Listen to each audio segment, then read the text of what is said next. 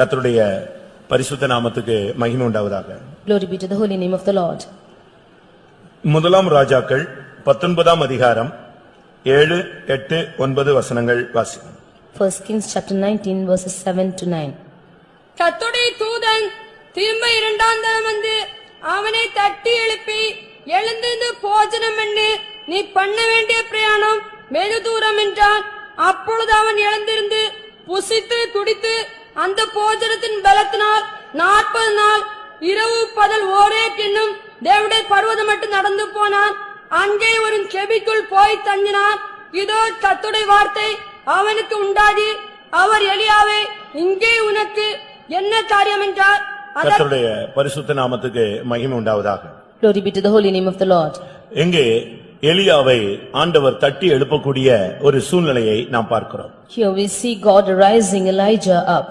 ஒரு தேவனுடைய பிள்ளை இந்த நாட்களிலே தட்டி எழுப்பப்பட வேண்டிய ஒரு காலகட்டம் வந்திருக்கிறது. There is a time when it has come that the child of God should be wakened up. ஏனென்றால் இன்றைக்கு தேவனுடைய பிள்ளைகள் முடங்கி கிடக்கக்கூடிய ஒரு காலமாய் காணப்படுகிறது. Because these are the days when people of God are being bent down by themselves. கர்த்தருக்காக பிரகாசித்த அநேக தேவனுடைய பிள்ளைகள் சூழ்நிலைகளின் மத்தியிலே பயந்து போய் சூழ்நிலைகளின் மத்தியிலே முடங்கி போன ஒரு நிலவரத்துக்கு தள்ளப்பட்டிருக்கிறார்கள். The people of God who had to shine for the Lord, they have been bent down by situations and have been cast down by that. பழைய ஏற்பாட்டு காலத்து தீர்க்கதரிசிகளிலே எலியா ஒரு சாதாரண தீர்க்கதரிசி அல்ல, தீர்க்க தரிசனம் மாத்திரமல்ல, செயல்களில் அதை காட்டின ஒரு தேவனுடைய மனிதன். In the Old Testament prophets, Elijah was not an ordinary prophet. He did not show only by his words, but he proved by his works. பழைய ஏற்பாட்டிலே அநேகம் தீர்க்கதரிசிகளை நாம் பார்க்கலாம். We see many prophets in the Old Testament. சிறிய தீர்க்கதரிசிகள், பெரிய தீர்க்கதரிசிகள் என்று ஒரு பெரிய கூட்டமே இருந்தது. There are a great group of prophets called small prophets and big prophets. இரண்டாம் ராஜாக்களிலே நாம் பார்க்கும் பொழுது தீர்க்கதரிசிகளின் புத்திரர் என்கிற ஒரு கூட்டமே இருந்ததாக, ஒவ்வொரு ஊரிலும் அப்படிப்பட்ட கூட்டம் இருந்ததாக நாம் பார்க்கலாம். In 2 Kings when we read, we see a group of prophets called the sons of the prophets, and this was the group found in many places too. இப்படி எரிகோவிலே இருந்த கூட்டங்கள் உண்டு. There was a group like this in Jericho. கில்காலிலே இருந்த கூட்டங்கள் உண்டு. There is a group like this in Gilgal. பெத்தேலிலே இருந்த கூட்டங்கள் உண்டு. There is a group like this in Bethel. இவர்கள் எல்லாம் ஒரு சாதாரண தீர்க்கதரிசிகள். They were all ordinary prophets. இவர்கள் தீர்க்கதரிசனங்களை சொல்வார்களே தவிர மற்றபடி அவர்கள் வேற எதையும் செய்வதில்லை. They will only prophesy but will not do any other work. ஆனால் எலியா இவர்களிலே வித்தியாசமாக காணப்பட்ட ஒரு தீர்க்கதரிசி. But Elijah was a prophet who was different from all these. அவனுக்கு தெரியும் தேவனுடைய ராஜ்யம் பேச்சில் அல்ல, அது பலத்தில் உள்ளது என்று அவனுக்கு தெரியும். He knew that the kingdom of God is not in words but in the works. அவனை கொண்டு கர்த்தர் தீர்க்கதரிசன ஊழியம் மாத்திரமல்ல, அதை நிறைவேற்றுகிற ஒரு ஊழியத்தையும் அற்புதங்களை செய்கிற ஒரு ஊழியத்தையும் செய்ய அவர் சித்தம் கொண்டார். The Lord not only made him to do the job of prophecy, but he also made him to do miracles and the work of the Lord. இஸ்ரவேலிலே தேவன் ஒருவர் உண்டு என்பதை அவன் மூலமாக அவர் நிறைவேற்ற சித்தம் கொண்டார். God wanted to prove that there is a God in Israel through him. அப்படினால்தான் கர்த்தர் தம்முடைய அக்கினியை இறக்கி தேவன் ஒருவர் உண்டு என்பதை நிரூபித்தார். That is why God sent down his fire and proved that there is a God in Israel. ஆனால் எல்லாருக்கும் பிரச்சனைகள் உண்டு என்பது போல அவனுக்கும் கூட போராட்டங்கள் வந்தது. As it is common that all have problems, he too faced problems. அவனுக்கு விரோதமான ஒரு சக்தி எழும்பினது. There was a power which rose against him. அது எசபேல் என்கிற ஒரு பெண். That is the spirit of the woman Jezebel. Jezebel என்று சொன்னால் கற்பில்லாதவள் என்று அர்த்தம். Jezebel means has no chastity. அவருக்குள்ளே எந்தவிதமான தெய்வீகமும் இல்லாத ஒரு வல்லமை. She has a power which has no godliness at all. அந்த கற்பில்லாத அந்த கெடுக்கப்பட்ட இல்லவர்கள் சீர்குலைந்ததான ஒரு சக்தி இவனுக்கு விரோதமாக எழும்பி இவனை மேற்கொள்ள அது தீர்மானித்தது. The spirit which has no chastity or that which has no chastity in it, it was working against him. பயம் என்றால் என்னவென்றே அவனுக்கு தெரியாது. He did not know what fear is. அப்படி செயல்பட்ட ஒரு மனிதன். He worked like that. துணிந்து ராஜாக்களுக்கு முன்பாக நிற்பான். He voluntarily stood before the kings. துணிந்து பாகாலின் தீர்க்கதரிசிகளை கொல்லுவான். He bravely killed the prophets of Baal. அப்படிப்பட்ட ஒரு மனிதன். He was such a man like that. இப்பொழுது இந்த எசபேல் இந்த கற்பில்லாத ஒரு வல்லமை போராட ஆரம்பித்த உடனே இவன் ஓட ஆரம்பித்தான். But the undefiled spirit which is having no chastity, he is fleeing against the spirit. சபையில் உள்ளவர்களை கரைப்படுத்தும்படியாக ஒரு ஆவி போராடுகிறது. The spirit is working against the people in the church to defile them. தேவனுடைய பிள்ளைகளை தீட்டுப்படுத்தும்படியாக இந்த கடைசி காலங்களிலே சில வல்லமைகள் எழும்பி இருக்கிறது. In these last days some spirits have risen against the children of God to defile them. இவைகளிலே அவன் பயந்து ஓட ஆரம்பித்தான். He feared this and began to flee. அப்படி ஓடின இடத்திலே கர்த்தர் அவனை போஷித்து பராமரிக்க ஆரம்பித்தார். In the place that he ran like this, the Lord began to give him food to eat. எப்பொழுது நீ உன்னை பாதுகாக்க நீ முயற்சி எடுக்கிறாயோ அப்பொழுது தேவனும் உன்னை பாதுகாக்க அதிக சிரத்தையோடு கவனத்தோடு கிரியை செய்கிறார். At the time you want to preserve yourself, the Lord is also concerned to preserve you. ஆனாலும் இவனுக்குள்ளே தைரியம் வரவே இல்லை. But still he did not have that braveness or அந்த boldness. சூழ்நிலைகள் அவனை மிகவும் பாதித்து விட்டது. That situations affected him a lot. இப்பொழுது கர்த்தர் அவனை இரண்டாம் தரமாக தட்டி எழுப்புகிறார். Now the Lord is rising him the second time. அருமையானவர்களே, கடந்த காலங்களிலே உங்களுடைய வாழ்க்கையிலே நீங்கள் முடங்கி போன நேரங்களில் கர்த்தர் உங்களோடு இடைப்பட்ட சூழ்நிலைகள் உங்களுக்கு தெரியும். Dear beloved, you know the times when you were bedbound and the Lord had dealt with you in the last days. இந்த வருஷத்தின் கடைசியிலே இன்றைக்கு மறுபடியும் உன்னுடைய ஆவிக்குரிய ஜீவியத்தை தட்டி எழுப்பும்படியாக இந்த வார்த்தை உனக்காக அனுப்பப்படுகிறது. Now at the end of this year, in these days, the Lord is sending his word to you to wake you up. சூழ்நிலைகளிலே முடங்கி போன ஒரு விசுவாசியாக நீ காணப்படுகிறாய். You have been found as a believer who is bent upon by situations. சூழ்நிலைகளிலே சுழல் காற்றிலே சிக்கின ஒரு மனிதனைப் போல நீ எங்கேயோ உன்னை ஒளித்துக் கொண்டிருக்கிறாய். You have been caught by the strong winds by the situations. கடந்த காலங்களிலே வசனங்கள் மூலமாக, தீர்க்க தரிசனங்கள் மூலமாக, தூதின் மூலமாக, சிட்சையின் மூலமாக, வியாதியின் மூலமாக பல விதங்களிலே கர்த்தர் உன்னை தட்டி எழுப்பினார். In the last days, the Lord had been speaking to you through the prophecies and through the word of God, through the messages and through many other ways the Lord have been waking you up. பல சிட்சைகள், பல வியாதிகள் கொடுத்து உன்னை தட்டி எழுப்ப அவர் சித்தம் கொண்டார். He had made purpose in you to wake you up through sicknesses and chastisement. ஆனால் மறுபடியும் இன்றைக்கு உன்னை தட்டி எழுப்ப அவர் விருப்பமுள்ளவராய் இருக்கிறார். Again, he wants to wake you up today. நீ பண்ண வேண்டிய பிரயாணம் வெகு தூரம் என்று அவனோடு பேசினார். He is speaking to you that the journey that you have to journey is far. அந்த வார்த்தையை கேட்ட உடனே அவன் எழும்பி விட்டான். As soon as he heard that, he rose up. அவன் என்ன நினைத்தான் தெரியுமா? What he thought was, என்னுடைய பிரயாணம் முடிந்து விட்டது என்றுதான் நினைத்தான். he thought that his journey was ended. என் வாழ்க்கை முடிந்து விட்டது என்றுதான் நினைத்தான். He thought that his life was ended. என்னுடைய ஊழியம் முடிந்து விட்டது என்றுதான் நினைத்தான். He thought that his ministry was கர்த்தருடைய over. செயல்கள் நின்று விட்டது என்றுதான் நினைத்தான். He thought that the works of the Lord got stopped. தீர்க்கதரிசன ஊழியம் முடிந்து விட்டது என்றுதான் நினைத்தான். He thought that the ministry of prophecy was ended. ஆனபடியால் தான் அவன் சொல்கிறான், ஆண்டவரே என்னை எடுத்துக்கொள்ளும் போதும் என்று அந்த வார்த்தையை உபயோகிக்கிறான். That is why he says, Lord, it is enough, you now take my life. ஆனா இப்பொழுது ஒரு வார்த்தை வருகிறது, But now another word comes to him. நீ பண்ண வேண்டிய பிரயாணம் வெகு தூரம் என்று. The journey that you have to journey is too great. அதை கேட்ட உடனே அவனுக்கு ஒரு உணர்வு வந்தது. After hearing that, he had the sensation in him. நம்முடைய ஊழியம் முடிந்து விட்டது என்று நினைத்தோம், இன்னும் கர்த்தர் நமக்கு ஊழியத்தை வைத்திருக்கிறார். We thought that our ministry is finished, but the Lord has kept yet ministry for us. நமக்கு இன்னும் மறுபடியும் தீர்க்கதரிசன ஊழியங்கள் இருக்கிறது. We have still the ministry of prophecy. ராஜாக்களை அபிஷேகம் பண்ணக்கூடிய ஊழியம் இருக்கிறது. We have still the ministry to anoint kings. தீர்க்கதரிசிகளை ஏற்படுத்தக்கூடிய ஊழியம் இருக்கிறது. We have the ministry to anoint their prophecies too. மறுபடியும் ராஜ்யத்திலே தேவன் ஒருவர் உண்டு என்பதை நிரூபிக்க வேண்டிய ஒரு ஊழியம் இருக்கிறது. We still have a ministry to prove that there is a kingdom to come. அதை உணர்ந்தபோது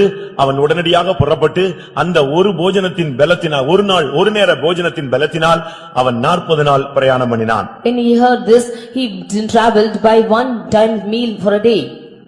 40 நாள் கடந்து இப்பொழுது ஓரேம் என்னும் தேவ பர்வதத்துக்கு வந்து சேர்ந்தான். Now after journeying for 40 days, he came to the mount called Horeb. கர்த்தருடைய பரிசுத்த நாமத்துக்கு மகிமை உண்டாவதாக. Glory be to the holy name of the Lord. அருமையானவர்களே, இந்த காலை வேளையிலே முடங்கி போன, விழுந்து போன, இனி ஊழியம் இல்லை என்கிற சிந்தை உள்ள உன்னை தட்டி எழுப்பும்படியாக கர்த்தர் உன்னோடு பேசுகிறார். This morning the Lord is speaking to you, unto you who are bent down and who is being bowed upon, thinking that you have no other ministry. The Lord is speaking to you. எனக்கு வயதாகிவிட்டது. I am become old. சரீரத்தில் பலவீனங்கள் இருக்கிறது. I have weakness in my body. என்னுடைய வசதிகள் குறைந்து போய்விட்டது. And all my facilities have decreased. எனக்கு கை கொடுப்பவர்கள் குறைந்து போய்விட்டார்கள். And all those who has to lend in their hands will decrease. இப்பொழுது என்னோடு இணைந்து கர்த்தருக்காக செய்யக்கூடிய யாரும் இல்லை. Now there is nobody to stand with me in the work for the Lord. இப்படி எல்லாம் நீ புலம்பல் பாடிக்கொண்டே இருக்கிறாய். You have been lamenting like this. ஆனால் கர்த்தர் சொல்லுகிறார், நீ மறுபடியும் எழும்ப வேண்டிய நேரம் வந்துவிட்டது. But the Lord says it is time for you to rise up again. மறுபடியும் ஒரு ஊழியம் இருக்கிறது. You have yet a ministry. உனக்கு காலங்களை கர்த்தர் கூட்டி கொடுத்திருக்கிறார். The Lord has added times for you. நீ செய்ய வேண்டிய ஊழியங்கள் இருக்கிறது. And you have time to ministry to do. இங்கே அவனை பார்க்கும் பொழுது அவன் ஓரேப் என்கிற இடத்துக்கு வந்து நின்றான். Now when you consider him, he came to the Mount Horeb. அங்கே போனபோது When he came there, அப்படியே சுற்றிக் கொண்டே இருந்தான். he was just walking around. அந்த பர்வதத்தை சுற்றிக் கொண்டே இருக்கும் பொழுது ஒரு கெபி தென்பட்டது. When he walked around that mountain, he saw a cave. அந்த கெபிக்குள்ள போய் தங்க ஆரம்பித்து விட்டான். He went and lodged into that cave. அந்த இடத்துல கர்த்தர் அவனை மறுபடியும் பேசினார். There the Lord spoke to him again. எலியாவே, நான் உன்னை எங்க கொண்டு வந்தேன்? இங்க உனக்கு என்ன காரியம்? He asked, "O Elijah, what have thou to do here, and why have I brought you?" நான் உன்னை ஓரேபுக்கு கொண்டு வந்தேன். I brought you to Horeb. நீ ஓரேபுக்கு வந்த பின்பு நீ கெபிக்குள்ள போய் தங்கி விட்டாய். After coming to this Mount Horeb, you went and stayed into the cave. நான் உன்னை ஓரேபுக்கு கொண்டு வந்தது கெபிக்குள் தங்கும்படியாக அல்ல. It is not from you to stay in the cave that I brought you to கர்த்தருடைய Horeb. பரிசுத்த நாமத்துக்கு மகிமை உண்டாவதாக. Glory be to the holy name of the Lord. அருமையானவர்களே, நீங்கள் ஓரேபுக்கு வந்திருக்கிறீர்களா? Dear beloved, have you come to Mount Horeb? உங்களுடைய வாழ்க்கையிலே Horeb என்கிற அந்த தேவ பர்வதம் என்கிற அந்த தன்மைக்கு நீங்கள் கொண்டு வரப்பட்டு விட்டீர்களா? Have you been come and brought in unto the Horeb, the Mount of God? நான் தேவனுடைய வசனங்களை உங்களுக்கு முன்பாக வைக்க விரும்புகிறேன். I like to keep the word of God before you. நீங்கள் ஓரேபுக்கு வந்திருந்தால் If you had come to Horeb, அடுத்து நீ செய்ய வேண்டிய ஊழியம் ஒன்று இருக்கிறது. அதை விட்டுவிட்டு நீ கெபிக்குள்ள போய் தங்க கூடாது. you have the next ministry to do, leaving that you should not go stay into the cave. முதலாவது, நீ ஓரேபுக்கு வந்து விட்டாயா? Firstly, have you come to Mount Horeb? நீங்கள் ஓரேபுக்கு வந்திருக்கிறீர்களா? Have you come to Horeb? நம்மில் அநேகர் ஓரேபுக்கு வந்திருக்கிறோம். Many of us have come to Horeb. யாத்திராகமம் 3ஆம் அதிகாரம் 1ஆம் வசனத்தை பார்க்கும் பொழுது, In Exodus chapter 3 verse 1 when we read, Horeb என்கிறதுக்கு 6 தன்மைகளை நான் உங்களுக்கு சொல்கிறேன். 6 terms given to Horeb. யாத்திராகமம் 3ஆம் அதிகாரம் 1ஆம் வசனத்தில் பார்க்கும் பொழுது, When we read in Exodus chapter 3 verse 1, 1-2 வசனங்களை நான் பார்க்கும் பொழுது, verses 1 and 2 when we read, மோசே அங்கே ஓரேப் என்கிற தேவ பர்வதம் மட்டும் வந்தான். கர்த்தர் அங்கே தரிசனமானார். Moses came to the mountain of God which is Horeb, and the Lord appeared to him. மோசேனுடைய வாழ்க்கையிலே இதுதான் ஒரு திருப்புமுனை. This is the turning point for Moses. ஊழியம் வேண்டாம், His ministry he did not want. ஜனத்தை ரட்சிக்க வேண்டாம், He did not, he came to save this people. இஸ்ரவேலரை மீட்க வேண்டாம். He came to save the Israelites. பார்வோனுக்கு பயந்து அவன் ஓடி போய்விட்டான். He fled fleeing, fearing for Pharaoh. சுமார் 40 வருடங்கள் அவன் அங்கேயே இருந்து விட்டான். And 40 years he stayed there like that. அந்த இடத்தில்தான் கர்த்தர் 40 வருடம் கழித்து ஓரேப் என்கிற இடத்திலே கர்த்தர் அவனுக்கு தரிசனமானார். And after 40 years, the Lord appeared to him in a vision in the Mount Horeb. ஒரு முட்செடி அப்படியே பற்றி எரிந்தது. He saw a bush being full of flame. இவன் ஓடி போய் அது என்ன அதிசயம் என்று போய் பார்க்க போனான். He went to see what miracle it was. அந்த இடத்திலே கர்த்தர் அவனுக்கு தரிசனமானார். And at that place the Lord appeared to him. Horeb என்றால் கர்த்தர் உனக்கு தரிசனமான, தன்னை வெளிப்படுத்தின, உன்னை தேவன் சந்தித்த ஒரு இடம். Horeb means that's the place where the Lord appeared to you in a vision and where the Lord met you. அதனால்தான் கர்த்தர் இன்னைக்கு நீ உங்களை கர்த்தர் சந்தித்தபடினால்தான் இன்றைக்கு நீங்கள் கர்த்தருடைய சன்னிதானத்திலே வந்திருக்கிறீர்கள். Because the Lord has met you, you have come to the presence of God today. ஒரு தரிசனத்தின் மூலமாக, By a vision, ஒரு சிலுவை காட்சியின் மூலமாக, by the vision of a cross, ஒரு சொப்பனத்தின் மூலமாக, by a dream.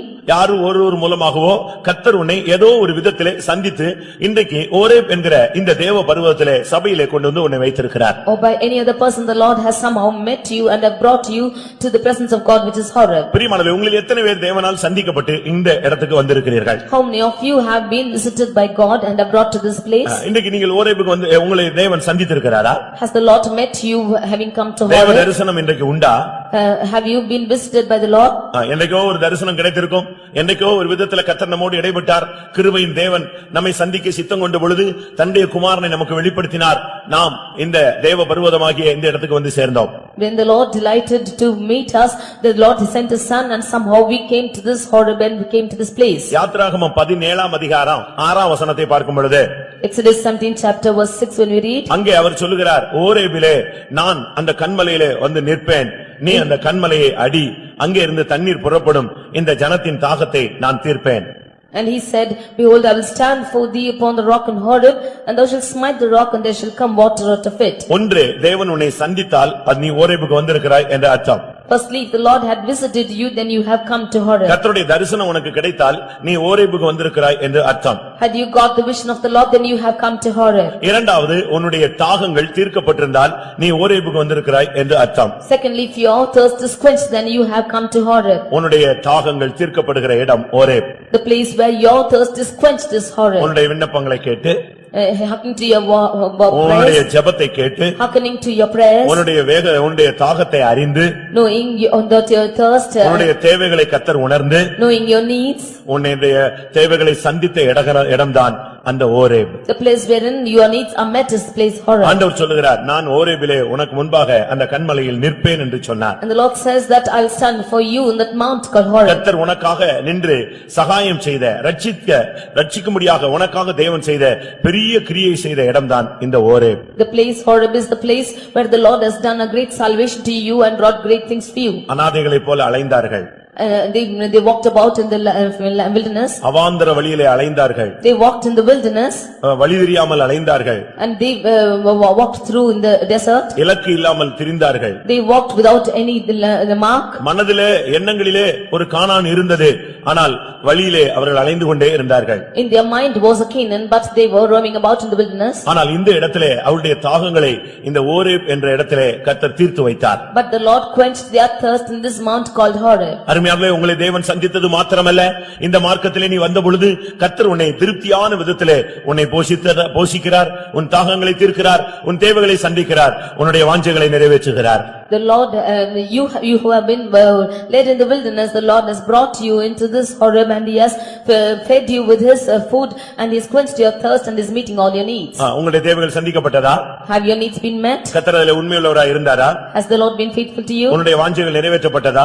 Has your desires been fulfilled? இன்னும் ஒரு சில வாஞ்சைகள் நிறைவேற்றப்படாதிருந்தால் உன்னுடைய ஆண்டவருடைய வேலை வரும்பொழுது நிச்சயமாய் அந்த தேவைகளை நேர்த்தியாய் உனக்கு சந்திப்பார். If your desires have yet not been fulfilled, then the Lord in his times will fulfill your desires. முதலாவது ஒரு மனிதன் ஓரேபுக்கு வர வேண்டும். Firstly, the man has to come to Horeb. Horeb என்னும் தேவ பர்வதம் மட்டும் அவன் நடந்து போனான். He walked until the mount called Horeb. அருமையானவர்களே, இன்றைக்கு அந்த அனுபவத்தை நீங்கள் பெறாவிட்டால் இன்றைக்காவது நீங்கள் ஓரேபுக்கு கடந்து வாருங்கள். If you have not received that experience yet, today you come to this Horeb. தேவன் தரிசனமாகிற ஒரு வாழ்க்கை இருக்கிறது. There is a life wherein the Lord appears in vision. ஒரு பெண் ஊழியத்துக்கு போகும்படியாக வந்தாள்.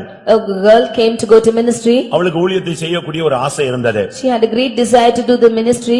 அவளிடத்தில் நான் கேட்டேன், கர்த்தர் உன்னோடு இடைப்பட்டிருக்கிறார். As I asked the Lord if the Lord had intervened with her. அவள் சொன்னால், ஒவ்வொரு மெசேஜிலும் கர்த்தர் என்னோடு பேசுகிறார். She said, in every message the Lord speaks to me. நான் கேட்டேன், உன்னோடு கர்த்தர் பேசினாரான்னு தான் கேட்டேன்னு சொன்னேன். I asked if the Lord had spoken to you. இல்ல, அந்த அக்கா தீர்க்கதரிசனம் கரெக்ட்டா எனக்காகவே வாரம் வாரம் சொல்ற மாதிரி இருக்கும். And I feel that sister is prophesying just for me. நான் சொன்னேன், உன்னோடத்துல பர்சனலா கர்த்தர் பேசினாரா? Has the Lord spoken personally to you, I asked. ஒரு விசுவாசிட்டே காமனா பேசுவாரு, ஆனா ஊழியன்னா அவனுக்கு பர்சனலா ஒரு டச்சிங் இருக்கணுமே. For a believer, the Lord will speak in common, but for a worker, the Lord should speak personally. அவ எத்தனையோ வருஷம் இந்த சபைக்கு வந்திருக்கிறா. She has come for many years to this church. ஆனா இந்த எக்ஸ்பீரியன்ஸ் அவளுக்கு இல்ல. But she has no such experience. உடனே அவ கேட்டா, இப்படி கர்த்தர் தனியா பேசுவாரான்னு கேட்டா. Immediately she asked me, will the Lord speak personally like this? மறுபடியும் அவள் போய்விட்டாள். And again she went. அங்க போய் ஃபார்ம் வாங்கி கொடுத்துட்டா. She got the form and filled there. அங்க क्वेश्चन சுத்தி சுத்தி கடைசில பாஸ்டர் வெஸ்லிட்ட போய் நின்றது. They questioned her and finally she went to Pastor Wesley. அவரும் இதே கேள்வி கேட்டிருக்கிறார். He too asked her the same question. பர்சனலா கர்த்தர் உன்னோடு பேசின வசனத்தை சொல்லு. You tell the verse which the Lord spoke to you personally. பிரசங்கத்துல கர்த்தர் சொன்ன வசனத்தை இவ சொல்லியிருக்கா. She told about the verse in the message. பர்சனலா கர்த்தர் உன்கிட்ட பேசினாரா? You say if the Lord spoke to you personally. உனக்கு தேவன் தரிசனமா இருக்காரா? Has the Lord been in a vision to you? அவருடைய சத்தத்தை நீ கேட்டியா? Have you heard his voice? இல்ல. She said no. வெளிய போன்னு சொல்றாங்க. He said you go. இப்போ கல்யாணம் கட்டி செட்டில் ஆயிட்டா. Now she is married and she settled. எதுக்கு இத சொல்றேன்? Why I tell you this? Horeb என்பது தேவன் உன்னோடு தனியாய் பேசக்கூடிய ஒரு இடம். கர்த்தர் மோசே மட்டும் தான் இருந்தான். மனைவி பிள்ளைகள் அவன் ஆடு மாடு எல்லாம் அங்கெல்லாம் போயிடுச்சு. இவன் தனியா நிக்கும் பொழுது கர்த்தர் அவனுக்கு தரிசனமானார். Horeb is a place when the Lord speaks to you personally. Moses, he was left alone by his wife and his flock and everything, and the Lord spoke to him alone. அந்த அவாந்தர வெளியில தண்ணி இல்லாம கஷ்டப்படும் பொழுது கர்த்தர் சொன்னார், ஓரேபில நான் வந்து நிற்பேன், என் ஜனத்தின் தாகத்தை தீர்ப்பேன். In that wilderness, when they were suffering without water, the Lord said, I will stand in Mount Horeb and I will quench their thirst. யாத்திராகமம் 33ஆம் அதிகாரம் 6ஆம் வசனத்தை பார்க்கும் பொழுது Exodus 33 verse 6 when we read, அங்கே என்ன சொல்லப்பட்டிருக்கிறது? what is written here? அங்கே தேவனுடைய ஜனங்கள் அந்த ஓரேப் என்ற இடத்திலே நகைகளை கழற்றி போட்டார்கள். There in the Mount Horeb, the children of God removed their ornaments. 33 யாத்திராகமம் 33:6 அங்கே ஜனங்கள் தங்களுடைய ஆபரணங்களை கழற்றி போட்டார்கள். In Exodus 33 chapter verse 6, we see that the children of Israel stripped themselves of their ornaments.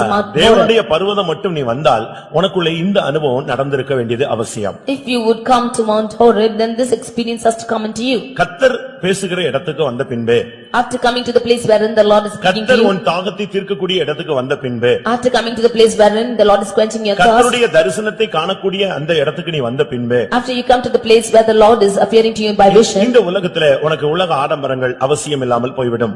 the fashions of this world will become vain for you. அந்த இடத்துல தான் ஜனங்கள் துக்கப்பட்டு எல்லாவற்றையும் கலத்தி எறிந்து விட்டார்கள். It is at this place that they were mourning for everything and they removed the ornaments. அதுவரை அவர்களுக்குள்ளே அந்த அனுபவம் இருந்தது. Until then they had that experience. எகிப்திலிருந்து வெளியே வந்திருந்தாலும், Though they came from Egypt, ஆனாலும் அவர்களுக்குள்ளே இந்த இது மட்டும் தொடர்ச்சியாக இருந்து கொண்டே இருந்தது. this was proceeding till then. நகை கலற்றுவது என்பது பெந்தேகோஸ்தே பாரம்பரியம் என்று சொல்லுகிறார்கள். They say that is the tradition of the Pentecost to remove the ornaments. ஏன் எங்கே கலத்த வேண்டும் என்று சொல்லி இருக்கிறதுன்னு சொன்ன உடனே அந்த தீமோத்தேயு இல்லாவிட்டால் பேதுருவின் வசனம் சொன்ன உடனே அப்படியே யோசிக்கிறாங்க. When they asked us the question as to where it is written, when we cite the verses from Timothy and Peter, they think of like that. நீ ஒன்றும் கொண்டு வந்ததில்லை, நீ ஒன்றும் கொண்டு போக போவதும் இல்லை. You have not brought anything and will not carry anything. ஆனால் இது ஒரு உபதேசம். But this is the doctrine. இந்த உபதேசத்திலே நிலைத்திருக்க முடியாவிட்டால் நீ இன்னும் ஓரேபுக்கு வந்து சேரவில்லை. If you cannot stand by this doctrine, then you have not yet come to Horeb. எகிப்திலிருந்து விடுதலையாகி இருக்கிறாய். You have been delivered from Egypt. ஆனால் நீ ஓரேபுக்கு வந்து சேரவில்லை. But you have not yet come to Horeb. ஓரேபுக்கு வந்தாதான் அதுக்கு பிறகுதான் கொஞ்சம் கழிச்சுதான் நீ கானானுக்கு போய் சேர முடியும். After you come to Horeb only you can go reach Canaan. இந்த ஸ்டேஜ் வராம அடுத்த ஸ்டேஜுக்கு நீ போக முடியாது. Without coming to this stage, you cannot go there. நீங்க நினைக்கிறீங்க எக்காலம் தொனிச்ச உடனே டபுள் ப்ரமோஷன் கொடுத்து தூக்கிடுவாருன்னு. You think when the trumpet is sounded, then you will be given double promotion and taken off. அந்த ஸ்கீம் எல்லாம் கிடையாது. There's no such scheme. ஒவ்வொரு ஸ்டெப்பா நீ ஏறிட்டே வரணும். You have to get up one step by step. நீ அந்த ஆபரணங்களை கலற்றக்கூடிய தேவன் சமூகத்துல ஒரு துக்கப்பட்டு உன் வாழ்க்கையை பரிசீலித்து சமர்ப்பிக்க வேண்டிய இடத்துல நீ சமர்ப்பித்தால் நீ ஓரேபுக்கு வந்திருக்கிறாய். If you get grieved by yourselves and if you yield yourselves to remove your ornaments, then you have come to Mount Horeb. நமக்கு ஒரு டாக்டர் இருந்தார். We had a doctor. அவர் ஒரு child specialist. He was a child specialist. ரொம்ப ஆவிக்குரிய ஒரு மனுஷன். He was a most spiritual person. அவருக்கு ஒரு அருமையான மனைவி உண்டு. He had a wife. அவங்களுக்கு ஆத்ம தாகம் ஜாஸ்தி. She had a burden for the souls. இவர் டாக்டர் கிளம்பி போயிட்டாருன்னா ஹாஸ்பிடல் போயிட்டாருன்னா இவங்க பின்னாலேயே ஒவ்வொரு வார்டா போய் இருக்கிற எல்லாருக்கும் காஸ்பல் சொல்லுவாங்க. If the doctor goes to the hospital, she will go to every ward and declare the gospel to them. அவங்க பெத்தேல் ஃபெல்லோஷிப்ல அவர் டாக்டரா வர்க் பண்ணாரு. She worked as a doctor in Bethel Fellowship. டேனிஷ் பேட்னு ஒரு இடம் இருக்கு சேலத்து பக்கத்துல. There is a place called Danish Pattern in Salem. அங்க அவர் வர்க் பண்ணாரு. He worked there. அங்க வர்க் பண்ணும்போது அவர் டாக்டர் கிளம்பிட்டாருன்னா இவங்க டாக்டர் கிடையாது. ஆனா இவங்க வேலையை முடிச்சிட்டு எங்க போயிடுவாங்க? எல்லா வார்டுக்கும் சுயாதீனமா இவங்களுக்கு போறதுக்கு பெர்மிட் இருந்ததனால எல்லா வார்டுக்கும் போயிடுவாங்க. If that doctor goes for his work, then she will finish all her works and she is not a doctor but she will go to every ward and declare the gospel. எல்லா இடத்துல போய் இயேசுவை பத்தி சொல்லுவாங்க. She will go and say about Jesus to every place. கொஞ்சம் free time இருந்துச்சுன்னா எல்லா நர்சுகளையும் கூப்பிட்டு வச்சு அபிஷேகத்துல நிரம்ப வைப்பாங்க. Yeah, she got any free time, then she will gather all the nurses and get them filled in the spirit. இவங்களுக்கு 8 வருஷமா குழந்தை கிடையாது. And she had no children for 8 years. அவர் child specialist. He was a child specialist. But 8 வருஷம் இவங்களுக்கு குழந்தை கிடையாது. But they had no children for 8 years. கடைசில கர்த்தருக்கு ஒரு குழந்தையை கொடுத்தார். Finally the Lord granted a child. அது சூழ்நிலையின் மத்தியில கடைசி டைம் அந்த டெலிவரி டைத்துல அந்த பிள்ளை செத்து போயிட்டார். In the midst of situations, in the last moment the child died. அந்த டெலிவரி டைத்துல ஒரு பெரிய காம்ப்ளிகேட்டட் ஆயிடுச்சு. அவங்களுக்கு குழந்தையும் செத்து போச்சு. சரீரத்திலயும் பலவிதமான வேதனைகள் வந்து விட்டது. At the time of the delivery, she lost the child and she had many complications in her body too. அந்த நேரத்துல அவங்க தெய்வீக சுகத்துல ஸ்ட்ராங்கா நின்னுட்டு இருக்காங்க. At that time she was strongly standing for divine divine healing. Child specialist 8 வருஷமா குழந்தை இல்ல, குழந்தை பிறந்துச்சு, சைல்டு ஸ்பெஷலிஸ்டுக்கு காப்பாற்ற முடியாம அந்த பிள்ளை செத்து போயிடுச்சு. And he was a child specialist, 8 years he had no children, without able to save the child died. எப்படி இருக்குன்னு யோசிச்சு பாருங்க. Just think and see how it is. நான் அவங்கள பார்க்க முடியாத போனேன். I went to see them. எனக்கு அந்த கொஞ்சம் உள்ள தள்ளி இருக்கும், அதனால மெயின் ரோட்ல இருந்து அந்த ஹாஸ்பிடல் வேன் வந்து கூட்டி போச்சு. They were in an interior place and therefore from the main road they went into that hospital road. அங்க இறங்குனா அவங்க அந்த சாதாரண வார்டுல இருக்கிறவெல்லாம் இவெல்லாம் ஒரு பெரிய டாக்டரா, பிள்ளைய சாவிட்டான் இப்படி எல்லாம் பேசுறாங்க, எனக்கு காதுல கேக்குது. The people who were in that ordinary wards, they were speaking, is he a doctor? He gave his child to die. தன்னுடைய சொந்த பிள்ளைய காப்பாற்ற மாட்டேங்கிறான், மருந்து கொடுக்காம சாவடிச்சிட்டான். He is not able to save his own child without giving medicine. He killed the child. ஆனாலும் ரெண்டு பேரும் போல்டா நிக்கறாங்க. But both of them were strongly, boldly standing. நாட்கள் போனது. And the days went by. ஒரு 2 வாரத்துல அந்த சிஸ்டருக்கு அந்த டெலிவரியில காம்ப்ளிகேட்டட் ஆனதனால சீரியஸ் ஆயிட்டாங்க. And that sister was become very serious because of that complication in her delivery. கடைசில ஃபெய்த் ஹோம்ல கொண்டு வந்து போட்டாங்க. Finally she was brought to the faith home. அங்க வந்து எல்லா டாக்டர் அவரோட வேலை பார்க்குற எல்லா டாக்டர்ஸும் வருவாங்க. There all the doctors who were working with him came there. இவரை பயங்கரமா ஏசுவாங்க. They will come and scold him badly. இவர் வந்து ஃபாரின்ல டிகிரி எடுத்த ஆளு. And he got his degree in foreign. இவரோட ஃபாரின்ல படிச்சவங்க எல்லாம் வந்துட்டு இப்படி சாகு கொடுக்க போற, இப்போ பிள்ளைதான் செத்துருச்சு, சரி போட்டு இவ இருந்தா அடுத்த பிள்ளையாவது கிடைக்கும், இவளையும் சாகு விட்டுறீங்கன்னு சொல்லி எல்லாரும் சொன்னாங்க. And all those who studied with him, they came and said, you are like this and you have given your child to die. If she is there, then you will get another நல்ல child. ஆத்தும தாகம் உண்டு. They had a good desire for souls. நல்ல ஒரு ஜெப வீராங்கனை. They were a good prayer warriors. எல்லாரையும் போய் சந்திச்சு கர்த்தருக்காக நிக்கறாளே. She used to go and meet all the people and stand for the Lord. தெய்வீக சுகத்துல ஸ்ட்ராங்கா நின்னு சாகுறதுக்கு தன்னுடைய பிள்ளையை ஒப்பு கொடுத்தாச்சு, இப்போ தன்னையே சாக அர்ப்பணிக்கறாங்க. Now she gave her child to die in divine healing and she gave herself now. Faith of full of fasting. Now the whole faith home is fasting. எல்லாரும் அழுகுறாங்க. All of them were crying out. கடைசி நாள்ல On the last day. இன்னொரு doctor வந்தாரு. And they came to see me. அவர் வந்து இந்த சகோதரியை பார்த்துட்டு she saw her sister. அந்த டாக்டரை கூப்பிட்டு சொன்னாரு. And the doctor said, கை விட்டுட்ட நீ. You have been forsaken. இப்போ உன்னை விட்டு அவ போறா. Now she is going to go away from you. இனிமேல் மெடிக்கல் கூட அவளுக்கு சப்போர்ட் பண்ணாது. Even medical will not support her anymore. அந்த level தாண்டியாச்சு. That level has crossed. விட்டுட்ட உன் வைஃப் பிள்ளைய தான் விட்டுட்ட, இப்ப வைஃபையும் விட்டுட்டேன்னு சொல்றாங்க. You left your child and even your wife. அப்படி ஒரு கிரிட்டிக்கல் நேரத்துல In such a critical situation, கர்த்தர் பேசினார். the Lord spoke to him. அந்த சகோதரிட்ட பேசினார். The Lord spoke to that sister. காதுல ஒரு சத்தம் கேட்டது. She heard a voice. நான் உன்னோடு இடைப்பட்டு கொண்டிருக்கிறேன், இந்த நகையை உன்னால கலத்த முடியாதா? I am intervening with you. Will you not be able to remove your ornaments? நீ என்னை நேசிக்கிறாயே, ஆனா இதையும் நேசிக்கிறாயேன்னு கேட்டாரு. You are loving me too and also these ornaments. தெய்வீக சுகத்துல நிக்குது, ஊழியம் செய்றாங்க, அபிஷேகத்துல நிரம்புறாங்க, ஆனா எதுக்கு மட்டும் வரல இன்னும்? ஓரேபுக்கு இந்த சகோதரி இன்னும் வந்து சேரல. She is standing for divine healing. She is standing for the gospel. She is doing the ministry, but she has not come to Horeb. அந்த இன்னொரு டாக்டர் வேடிக்கை பார்த்துக்கிட்டே இருக்கிறான். And the doctor is just gaping out. அவனுக்கு போக மனசு இல்ல. He did not have the mind to go. ஏன்னா இந்த சிஸ்டர் இப்போ அப்படியே செத்து போகுது, அதனால அவன் அப்படியே பரிதவிச்சிட்டு நிக்கிறான். He is in a pathetic state that the sister is going to die. அது வரைக்கும் ஸ்ட்ராங்கா இருந்த நம்முடைய டாக்டர் அப்படியே அழ ஆரம்பிச்சிட்டார். Till then the doctor who was strong, he now started to cry. ஏன்னா இன்னும் டைம் கொஞ்ச நேரத்துல போறான்னு. Because she is going to depart in a few minutes. அந்த நேரத்துல காதுல சத்தம் கேக்குது. At that time she heard this voice. நீ என்ன நேசிக்கிறாயா, இத நேசிக்கிறாயா? Do you love me all these ornaments? என்னை காட்டிலும் எதை அதிகமா நேசிக்கிறாய்? What do you love more than me? அப்போ நான் இவங்களுக்கு ஒரு தெளிவு வந்தது, நாம ஒரு பெரிய பிளண்டர் மிஸ்டேக், ஒரு தவறு பண்ணிட்டு நம்ம இந்த பாதையில போயிட்டு இருக்கிறோம்னு சொல்லி அந்த முடியாத சூழ்நிலையில காதுல இருந்து கலத்தினாங்க. Only then she understood that she is going in the path making some wrong, and then she removed the ornaments in that difficult situation too. அந்த கலத்தினாங்க, அடுத்த செகண்ட் அவங்களுக்கு வயிற்றுல இருக்கிற அந்த கஷ்டம் ரிலீஃப் ஆயிடுச்சு. The very second she removed the ornaments, that problem in her stomach was relieved. எப்படி இருக்குன்னு பாருங்க. You see how it is? அடுத்த செகண்ட் அவங்களுக்கு அப்படியே உடல் வீக்கம் எல்லாம் வத்திருச்சு, முகம் ஃப்ரெஷ் ஆயிடுச்சு, அவங்க ஆவியானவர் இறங்க ஆரம்பிச்சிட்டாரு. The next moment that swelling in her body just removed and she was becoming fresh in her face, and the spirit of God dealt with her. இன்னைக்கு இருக்காங்க. She is still alive. அடுத்து ஒரு குழந்தை கொடுத்திருக்காரு. And the Lord has given another child. இன்னைக்கு கர்த்தருக்காக அவங்க சாட்சிகளாய் வாழுகிறார்கள். And they are witnesses for the Lord today too. நீ மரிக்கிறதுக்கு முன்பாக ஓரேபுக்கு வர வேண்டும். Before death you should come to Horeb. Horeb என்றால் உன்னுடைய ஜீவியத்திலே ஒரு எளிமையின் கோலத்தை நீ பூண்டு கொள்வது. Horeb means you putting on that life of simplicity in you. ஆண்டவர் தன்னை தாழ்த்தினார். The Lord humbled himself. ஏழ்மையின் கோலம் பூண்டவ தெய்வத்தை தான் நாம் ஆராதிக்கிறோம். We are worshipping the Lord who put the form on the lowliness. நாம் ஃபுல்லா நகையை போட்டு சுத்திட்டு இருக்கிற தெய்வத்தை ஆராதிக்கிறது இல்ல. அழகும் இல்லை, சௌந்தரியம் இல்லை, அவரை பார்க்க விரும்பத்தக்க ரூபம் இல்லை.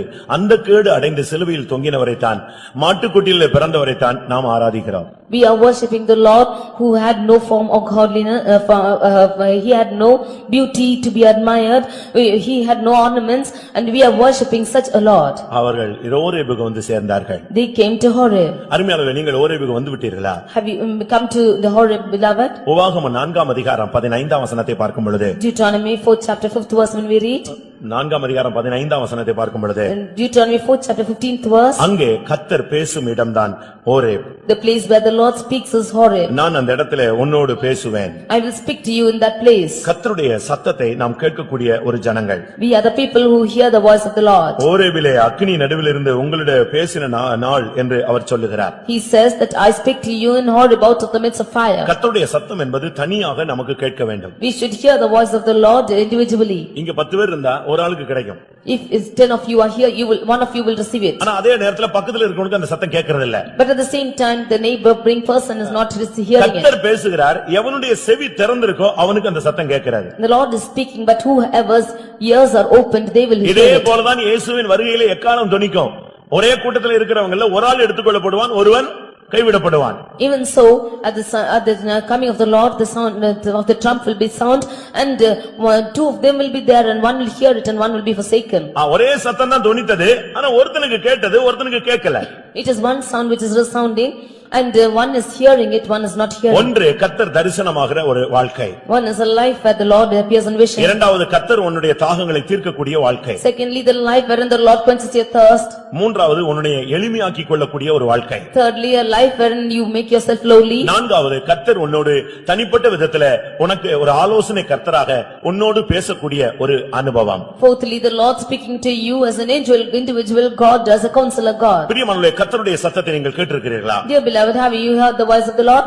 இஸ்ரவேல் ஜனங்கள் கர்த்தருடைய சத்தத்தை கேட்டு பயந்து போய் மோசேயினிடத்தில் சொன்னார்கள், நீங்க கர்த்தருடைய சத்தத்தை கேட்டு எங்களுக்கு சொன்னா போதும், கர்த்தர் எங்களோடு பேசவே வேண்டாம் என்று பயந்தார்கள். The children of Israel heard the voice of the Lord, then they feared and said unto Moses, if you would hear the voice of the Lord and speak to us, that is sufficient, we did not அதனால hear. அந்த கர்த்தர் பேசுகிற அனுபவத்தை அவர்கள் இழந்து போனார்கள். They lost the experience of the Lord speaking to them. பிரியமானவர்களே, உங்களோடு கர்த்தர் பேசுகிறாரா? Dear beloved, is the Lord speaking to you? நீ அதிகாலையிலே கர்த்தருடைய சன்னிதானத்திலே உட்கார்ந்து பார்.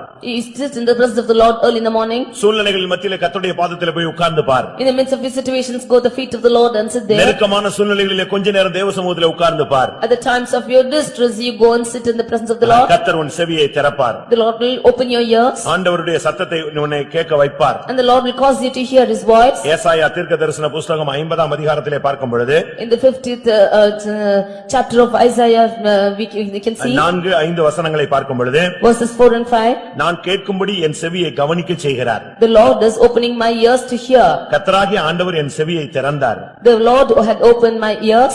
நீ கேட்கும்படி உன் செவியை கவனிக்க செய்து உன்னை செவியை திறந்து கர்த்தர் உன்னோடு பேசி உன்னை நடத்துகிற தேவன்தான் நம்முடைய தேவன். The Lord is causing your ears to be opened that you might hear, and the Lord is the Lord who is leading you. விசுவாசி ஊழியர்கள் தான் கர்த்தருடைய சத்தத்தை கேட்கணும்னு எந்த விதமான கட்டாயமும் இல்லை. There is no conditions that only the servant of God should hear the voice. நாம் எல்லாரும் தேவனுடைய பிள்ளைகள். Because we are all the children of God. நீ எந்த சூழ்நிலையில இருந்தாலும் கர்த்தருடைய சத்தம் உனக்கு கேட்கும். And at any situation you be found, you will hear the voice of the Lord. நீ வலதுபுறம் சாயும் பொழுதும், Whether you go to the west நீ இடதுபுறம் சாயும் பொழுதும், or you turn to the right or left, வழி இதுவே என்கிற சத்தம் உனக்கு உன் காதுகளிலே உனக்கு பின்னால இருந்து கேட்கும். you will hear the voice saying that this is the way, walk therein. நீ எந்த பக்கம் திரும்பினாலும் கர்த்தருடைய வார்த்தை உன்னை விட்டு போகாது. Wherever you turn round, the voice of the Lord will not go. ஏசாயா 30:21 நாம் இந்த வார்த்தையை பார்க்கலாம். In Isaiah chapter 30 verse 21 we can see நீங்கள் this. வலதுபுறம் சாயும் பொழுதும் இடதுபுறம் சாயும் பொழுதும் வழி இதுவே, இதிலே நடவுங்கள் என்று உங்களுக்கு பின்னாலே சொல்லும் வார்த்தையை உங்கள் காதுகள் கேட்கும். Your ears shall hear the word behind these saying, This is the way walk ye in it when ye turn to the right and to the left. பாதை தெரியாமல் தடுமாறும் பொழுது When you are staggering without knowing the path. ஒரு காரியத்தை எப்படி deal பண்ண வேண்டும் என்று நீ புரியாமல் நிற்கும் பொழுது When you know not how to deal with the matter. அடுத்து என்ன செய்ய வேண்டும்ங்கற ஆலோசனை இல்லாமல் நீ தவிக்கும் பொழுது When you are struggling as to what to do the next. கர்த்தர் உன்னோடு பேசுவாரானால் நீ ஓரேபிலே இருக்கிறாய் என்று அர்த்தம். If the Lord should speak to you, then you are in Horeb. அருமையானவர்களே, உங்களில் எத்தனை பேர் இந்த ஓரேபுக்கு வந்திருக்கிறீர்கள்? Dear beloved, how many of you have come to this Horeb? அடுத்ததாக Nextly, உபாகமம் 5ஆம் அதிகாரம் 2ஆம் வசனத்தை பார்க்கும் பொழுது Deuteronomy chapter 5 verse 2. அங்கே தேவன் உன்னோடு உடன்படிக்கை பண்ணின இடம் Horeb. The place where the Lord has made a covenant is Horeb.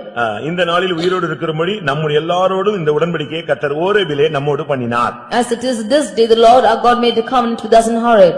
நீ உடன்படிக்கை பண்ணுவது ஒன்று, You make a covenant with the Lord. தேவன் உடன்படிக்கை பண்ணுவது ஒன்று. And on another hand, the Lord is making a covenant with you. இதனுடைய சரியான அர்த்தம் தேவன் உனக்கு கொடுத்த வாக்குத்தத்தங்களை காண்பிக்கிறது. This meaning of this verse is the Lord is promising you. நாம் சொன்ன வார்த்தைகளை நிறைவேற்றாவிட்டாலும் உண்மை இல்லாமல் நாம் போய்விட்டாலும் கர்த்தர் தம்முடைய வார்த்தையிலும் வல்லமையிலும் அதிகாரத்திலும் தன்னுடைய செயல்களிலும் அவர் உண்மையுள்ளவராய் இம்மட்டுமாய் இருந்து வந்திருக்கிறார். Even if we are not faithful in our promises, the Lord has been faithful in all the words that he has committed and has been hitherto doing his works. நம்முடைய தேவனாகிய கர்த்தர் ஓரேபிலே நம்மோடு உடன்படிக்கை பண்ணினார். The Lord has made a covenant with us in Mount Horeb. இது உன்னுடைய வாழ்க்கையிலே உனக்கு தேவன் கொடுக்கிற வாக்குத்தத்தங்கள். These are the promises which the Lord is giving in your life. உங்களில் எத்தனை பேருக்கு தேவனுடைய வாக்குத்தத்தங்கள் இருக்கிறது? How many of you have received the promises from the Lord? சில வாக்குத்தத்தங்கள் உங்களுடைய வாழ்க்கையில நிறைவேறி இருக்கலாம். Some promises have been fulfilled in your life. சில வாக்குத்தத்தங்கள் நிறைவேறி கொண்டு இருக்கலாம். Some might be getting fulfilled. சில வாக்குத்தத்தங்கள் காலாகாலங்களாக உங்களுக்கு நிறைவேற்றப்பட்டு கொண்டே வரும். Some would have been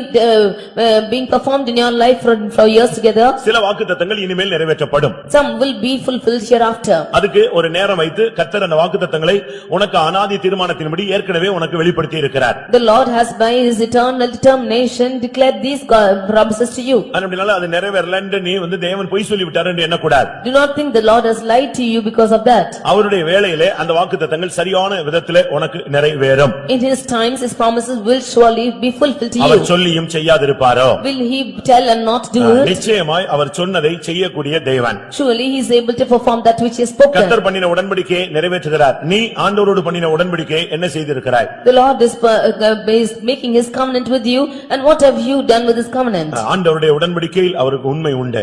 The Lord is faithful in his covenants. சொன்னா அதை கரெக்ட்டா நிறைவேற்றுவார். If he speaks, he will definitely perform. இந்த கோரேஸ் என்கிற ஒரு மனிதனை குறித்து நீங்கள் வேதத்திலே ஏசாயா தீர்க்கதரிசன புத்தகத்திலே பார்க்கலாம். We see in the prophetical book of Isaiah about a man called Kores. அவன் ஒரு அந்நிய புறஜாதியிலே உள்ள ஒரு ராஜா. He was a king of a Gentile. கர்த்தர் அவனை குறித்து பயங்கரமாக தீர்க்கதரிசனம் சொன்னார். The Lord is prophesying through him. ஏசாயா 44 கடைசி, ஏசாயா 45:1 இவைகளிலே அவனுக்கு கொடுக்கப்பட்ட வாக்குத்தத்தங்களை தான் நம்ம இன்னைக்கு பைபிள்ல நம்ம போர்டுல எல்லாம் எழுதி போட்டுட்டு வீட்ல வச்சிருக்கிறோம். We find these promises in Isaiah 44 last verse and 45 in the beginning. We see the promises which we are hanging on boards. உனக்கு முன்னே போய் கோணலாலை செவ்வையாக்குவேன்னு சொன்ன உடனே கை தட்டிடுவீங்க, எல்லாரும் அல்லேலூயான்னு சொல்லிடுவீங்க. If we say that the Lord is going before thee to make their crooked places straight, he will clap their hands and say hallelujah. தாழ்பாளங்களை முறித்து வெங்கல கதவுகளை உடைத்தார்னு சொன்னா உங்களால உட்கார முடியாது, ஆவியில நிரம்பிடுவீங்க. When we say that he will break in pieces the gates of brass and cut us under the bars of iron, you will fill it in spirit. Actually இது யாருக்கு கொடுத்த வார்த்தை? Who is this promise given to? நமக்காக பிற்காலத்தில் நமக்கு திஷ்டாந்தமாக எழுதப்பட்டிருந்தாலும், although these are written to us as an admonition, அன்னைக்கு அவனுக்கு பிரத்யட்சமாய் கொடுக்கப்பட்டது. Those days it was given to him indirect. ஆனா இது அவனுக்கு நேரடியா போய் சொல்லாம ஏசாயா தீர்க்கதரிசி மூலமாக சொல்லப்பட்ட ஒரு வார்த்தை. But these words have been spoken not directly to him but through the prophet Isaiah. ஆனா பைபிள் ஹிஸ்டரி நீங்க பாத்தீங்கன்னு சொன்னா, But when you consider the Bible history, இந்த கோரேஸ் பிறக்கிறதுக்கு முன்னாலேயே இந்த தீர்க்கதரிசனத்தை ஏசாயா தீர்க்கதரிசி சொல்லிட்டார். we see that even before the birth of Cyrus, this prophecy was prophesied by Isaiah. எப்படி இருக்குன்னு யோசிச்சு பாருங்க. Just can't see how it is. கோரேஸ்னு ஒருத்தன் பூமியில இல்ல, அவன் பிறக்கவே இல்ல. ஆனா கோரேசை குறித்து கர்த்தர் ஏற்கனவே சொல்லி முடிச்சிட்டார், இப்படி ஒருத்தன் வருவான், அவன் இப்படி செய்வான்னு சொல்லி. There was not even this person born on earth called Cyrus, but the Lord promised about him even before his birth. அதுபோலவே even so like that, உனக்கும் கூட கர்த்தர் நீ அநாதி தீர்மானத்தின்படி உலக தோற்றத்துக்கு முன்னே உன்னை தெரிந்து கொண்டார். The Lord- ஏற்ற வேளையில உன்னை கொண்டு வந்திருக்கிறார். And the Lord has chosen you by his eternal plan and before the foundation of the world, and at his right time he has brought you here. எப்படி கரெக்ட் நேரத்துல உன்னை கொண்டு வந்தாரோ அதுபோல கரெக்ட் நேரத்துல உன்னோடு பண்ணின உடன்படிக்கையை நிச்சயமாய் அவர் நிறைவேற்ற வல்லவர். As he has brought you here by his plan at this right time, even so he is able to fulfill his covenant with you at this right time. அடுத்ததாக Nextly, உபாகமம் 18 அதிகாரம் 16 வசனத்தை பார்க்கும் பொழுது Deuteronomy 18:16 when we read, அங்கே சொல்லப்பட்டிருக்கிறது ஒரு சபை கூட்டப்பட்ட ஒரு இடம். Horeb is a place wherein the church is gathered together. ஒரு தேவனுடைய பிள்ளை சபை கூடுதலுக்கு வந்தால்தான் அவன் ஓரேபிலே இருக்கிறான் என்று அர்த்தம். If a child of God is coming to the gathering of the church, then he is in Mount Horeb. சபை கூடுதலுக்கு வராவிட்டால் கர்த்தர் உன்னை தட்டி எழுப்பவில்லை என்று அர்த்தம். If he does not come into the church, gathering of the church, then the Lord is not wakening you. ஓரேபிலே சபை கூட்டப்பட்ட நாளில் On the day that the church is gathered in Mount Horeb. சபை கூடுதலுக்கு வராதவன் சபிக்கப்பட்டவன் என்று சொல்லியிருக்கிறார். He who does not come to the gathering of the church is being ஒரு cursed. தேவனுடைய பிள்ளை என்று சொல்லுகிறவன் சபை கூடுதலுக்கு வராமல் இருக்கவே கூடாது. A child of God should not come without coming to the gathering of the church. Maximum அவங்கவங்க இடங்கள்ல நீங்கள் சபை கூடுதலை நீங்கள் சரியான விதத்துல பங்கெடுக்க வேண்டும். Maximum in all the places where you are, you should attend your assemblies. அப்படி வெளியே போற சூழ்நிலை போனால் நீங்கள் அந்த இடத்துல கர்த்தருடைய ஆராதனையில நீங்கள் கலந்து கொள்ள வேண்டும். If it happens for you to go out somewhere else, then you should gather into that worship. அன்னைக்கு முக்கியமான ஒரு கல்யாணம் வந்துருச்சு. It happened to be an occasion of marriage. முக்கியமான ஒரு ஃபங்க்ஷன் வந்துருச்சு. It was an important occasion. அன்னைக்கு முக்கியமான ஒரு சாவு ஆகி போச்சு. It became an important death. இதெல்லாம் வரும். All these things will come. இது வரும்போது நீ எதுக்கு முதலிடம் கொடுக்கறாய்னா அவர் செக் பண்றாரு, அது பார்த்தா புரிஞ்சுக்கணும் நீங்க. When all these things are coming, as to what things you are giving importance to, it will neither நீங்க என்ன நினைக்கிறீங்க? ஐயோ போயிருச்சே, இன்னைக்கு ஆராதனை போச்சு அப்படின்னு ரொம்ப அசால்ட்டா தூக்கி போட்டு போயிடுறீங்க. நீ ஆராதனைக்கு முக்கியத்துவம் கொடுக்கறாயா, ஃபங்க்ஷனுக்கு முக்கியத்துவம் கொடுக்கறாயான்னு உனக்கு ஒரு செக் வைக்கிறாரு. The Lord checks you whether you are giving importance to the worship or for any other function. நீ மரணத்தினால் உன்னை தீட்டுப்படுத்துகிறாயா இல்ல ஆராதனையினால் தேவனை கனம் பண்றாயா, இத பார்க்கிறதுக்கு தான் அன்னைக்கு ஒரு சாவை அனுமதிக்கிறாரு.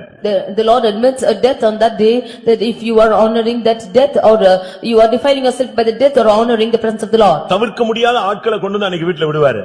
He will bring people whom you will not be able to நீ let மனுஷனை go. மதிக்கிறாயா தேவனை மதிக்கிறாயான்னு செக் பண்றதுக்கு தான். He is wanting to check if you are honoring people or God. நீங்க அது பரீட்சை நினைக்கிறீங்களா இல்ல பிசாசு கொண்டு வந்து விட்டுட்டான்னு நினைக்கிறீங்களா? Do you think that it's a test for you or Satan is bringing them? நம்ம அதெல்லாம் இப்ப யோசிக்கல. பிசாசோ பரிசுத்தமோ தெய்வமோ அப்படிலாம் கிடையாது. ஃபங்க்ஷன், இன்னைக்கு நான் ஃபங்க்ஷனுக்கு போறேன் அவ்வளவுதான். We don't think about whether it is God or Satan or any other thing, but we consider it as a function and go. நமக்கு தேவனுடைய சமூகத்துல அந்த ஓரேபுக்கு போகிற அந்த அனுபவம் குறைந்து போன ஒரு வெதுவெதுப்பான நிலவரத்திலே நாம் காணப்படுகிறோம். We are found in lukewarm state wherein the presence of going to Horeb is lost. கர்த்தர் உனக்கு தரிசனமான வாழ்க்கை. The life wherein the Lord appeared to you. உன் தாகங்கள் தீர்க்கப்பட்ட வாழ்க்கை. The life wherein the Lord quenched your thirst. ஏழ்மையின் கோலம் பூண்ட ஒரு வாழ்க்கை. The life of simplicity. கர்த்தர் பேசுகிற ஒரு வாழ்க்கை. The life wherein the Lord speaks. ஆண்டவருடைய வாக்குத்தத்தம் நிறைவேறக்கூடிய ஒரு வாழ்க்கை. The life wherein the Lord is fulfilling his covenant. சபை கூட்டப்படுகிற ஒரு வாழ்க்கை. The life wherein you are assembled. இந்த இடத்துக்கு எலியா வந்து நின்று விட்டான். And this place Elijah came and stood. 40 நாள் அந்த போஜனத்தின் பலத்தினால புறப்பட்டு 40 நாள் நடந்து ஓரேபுக்கு வந்து சேர்ந்தாச்சு. He was strengthened by that meat for 40 days and nights and came and reached Mount ஆனால் Horeb. இங்கே வந்தபோது அங்க ஒரு இடத்தை தேடினான். He came there and he asked one person, எங்க போய் உட்கார்ந்து இருக்கிறதுன்னு சொல்லி. where there will be a cave. அங்க போய் கடைசில ஒரு கெபி கிடைச்சது அவனுக்கு. And finally he found a cave in that place. நேர கெபிக்குள்ள போய் உட்கார்ந்தான். He lodged into that cave. ஆண்டவர் ஒரே பருவத்துல தேடினா இவன் எங்க போய் உட்கார்ந்து இருக்கிறான்?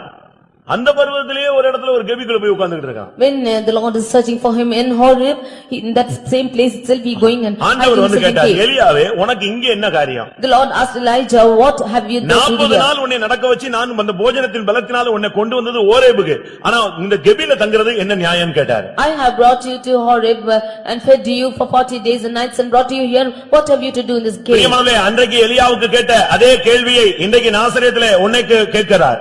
Even that same question which the Lord questioned unto Elijah that day, the Lord is questioning to you in Nazareth. நான் உன்னை சபையில கொண்டு வந்து வைத்தேனே, நீ ஏன் கெபில போய் ஒளித்துக் கொண்டிருக்கிறாய்? I have brought you to the church and kept you. Why are you hiding yourself in the cave? இந்த வருஷத்தின் கடைசியிலே தேவனுடைய வார்த்தை உன்னோடு பேசுகிறது. நான் என்னுடைய வல்லமையின் பலத்தினாலே உன்னை இந்த ரட்சிப்பின் அனுபவத்துக்குள்ளே, ஏழ்மையின் அனுபவத்துக்குள்ளே, சபைக்குள்ளே நான் உன்னை கொண்டு வந்தேன். ஆனால் இப்பொழுது நீ எங்கே இருக்கிறாய்? In the last of this year, the Lord is asking you a question. I have brought you by my powerful hand and I have kept you in this church. Now where are you staying? என்னுடைய சபைக்குள்ளே உன்னை கொண்டு வந்தேன். I have brought you into my church. உன்னை ஏழ்மையாய் மாற்றினேன். I have brought you into this simplicity. நான் உனக்கு வாக்குத்தத்தம் கொடுத்தேன். I have given you my நான் promises. உன்னுடைய தாகங்களை தீர்த்தேன். I have quenched your thirst. ஆனால் நீ இப்பொழுது ஏன் கெபியிலே போய் ஒளித்துக் கொண்டிருக்கிறாய்? But why are you hiding yourself in the cave? அவன் ஒரு கெபியிலே போய் தங்கினான். He went and stayed in the cave. அவர் கேட்டாரு, உனக்கு இந்த கெபிக்குள்ள என்ன வேலை? And the Lord asked him, what doest thou here? நீ ஒரு விசுவாசி, உனக்கு இங்க என்ன வேலைன்னு You கேட்டார். are a believer, what have you to do நீ ஒரு here? ஊழியக்காரன், கெபிக்குள்ள உனக்கு என்ன வேலை? You are a servant of God, what have you to do in நீ the ஒரு cave? தீர்க்கதரிசி, உனக்கு கெபிக்குள்ள என்ன வேலை? You are a prophet, what have you got to do in the நீ cave? ஒரு அபிஷேகம் பெற்றவன், உனக்கு கெபிக்குள்ள என்ன வேலை? You are an anointed person, what have you to got to do in the தேவனுடைய cave? தரிசனம் பெற்ற ஆள், நீ உனக்கு கெபிக்குள்ள என்ன வேலை? You have received the vision of the Lord, what have you got to do in the cave? நீ வாக்குத்தத்தங்களை பெற்ற ஆள், ஏன் நீ உனக்கு கெபிக்குள்ள என்ன வேலை? You have received the promises of God and what have you got to do in the cave? அப்படி கெபிக்குள்ள என்ன இருக்குது? What is there in the cave? ஏன் கெபிக்குள்ள போய் தங்கின உடனே கர்த்தர் டென்ஷன் ஆனாரு? Why did the Lord become tension when he went ஏன் to அவனை the cave? பிடிச்சு வெளியே வந்து நில்லுன்னு சொன்னாரு? Why did the Lord ask him to come out and stand? திரும்ப திரும்ப சொன்னாரு, நீ வெளியே வா, நீ வெளியே வா, வெளியே வான்னு முக்காடு போட்டுட்டு தான் வெளியே வந்தான். Again and again the Lord asked him to come out and he pulled his veil on and came out. 13ஆம் வசனத்துல முகத்தை 13ஆம் வசனத்துல முகத்தை மூடிக்கிட்டு முக்காடு போட்டு தான் வெளியே வந்து நின்னான். In verse 13 he wrapped his face with the mantle and came out. அப்பவும் கேட்டாரு, உனக்கு இங்க என்ன காரியம்? And then again he asked, what hast thou நான் உன்னை here? நடத்துகிற தேவன், For I am the Lord who is leading நான் you உன்னை போஷிக்கிற தேவன், and the Lord is feeding நான் you உன்னை பாதுகாக்கிற தேவன், and the Lord is preserving நான் you உன்னுடைய இலக்கில உன்னை கொண்டு போய் சேர்க்கும்படியாக தீவிரிக்கிற தேவன். and the Lord who is able to lead you to the mark. இங்கே உனக்கு கெபிக்குள்ள என்ன வேலை? What have you got to do in this cave? அதை விட நீ பாவியாக இருந்திருக்கலாமே. Other than this you can have been sinner. நீ உலகத்துல சீரழிந்து போயிருக்கலாமே. You could have been perished in the world. விக்கிரகத்துக்கு பின்னாலே நாசமா இருக்கலாமே. You could have been destroyed in the world. உன்னை ரட்சித்து இங்கே கொண்டு வந்து நீ இன்னும் கெபிக்குள்ள போய் உட்கார்ந்தினா உன்னுடைய ரட்சிப்பு வீணா போய் விடுகிறது. I have saved you and brought you here and if you sit in the cave your salvation is in vain. ஏன் கெபிக்குள்ள போன உடனே கர்த்தர் இவ்வளவு கோபப்பட்டார்? Why did the Lord get angry? Because he went into the cave. ஆதியாகமம் Genesis 19ஆம் அதிகாரம் chapter 19 30ஆம் வசனம். verse 30. அங்கே நாம் பார்க்கும் பொழுது When we read here, ஜீவன் தப்ப ஓடி போனதான லோத்து கடைசியாக கெபியிலே போய் தங்கினான். we see that Lot who escaped for his life, he went and stayed in the cave. கர்த்தர் சொல்றார், அந்த மலைக்கு ஓடி போன்னு சொல்லி. The Lord asked him to flee to the mountain, அதெல்லாம் முடியாதுன்னு சொல்லிட்டான். but he said he cannot. என்னால முடியாத ஆண்டவரே தாழ்த்துற மாதிரி ஒரு வேஷம் போட்டான். He put on a fashion that he is humbling himself. சரி, அந்த பக்கத்து ஊருக்கு போன்னு சொன்னார். And finally he said, asked him to go to the அந்த neighboring ஊரை place. அழிக்கிறது அவருடைய சித்தமாக இருந்தது. That was the purpose of God to destroy that ஆனா place. இவன் நிமித்தம் நான் அதை அழிக்கல, நீ அந்த ஊருக்கு போயிடுன்னு சொல்லிட்டார். But because of him, the Lord did not want to destroy that place and he has எப்பொழுது to go. தேவனுடைய திட்டத்தை நீ முடியாதுன்னு சொல்றியோ அப்போ உன் லைஃப் கொஞ்சம் கொஞ்சமா ஓரேபில இருந்து கெபிக்கு போகுதுன்னு அர்த்தம். At the time when you are saying, I cannot fulfill this, and you go away from the plan of the Lord, then you are going into the cave. இப்ப கடைசில அந்த ஊர்ல போய் கொஞ்ச நாள் தங்கி இருந்தான். Finally he went into that place. அவனுக்கு ஒத்து வரல, அவனுக்கு ஒத்து வரவில்லை. And it was not favorable for him. கடைசில போய் ஒரு கெபிக்குள்ள தங்கினான். Finally he went into the cave. அதுதான் அவன் வாழ்க்கையில நாசமானதுக்கு காரணம். That was the place of destruction for his life. அங்கதான் அவன் மகள் எல்லாம் கெட்டு போனது.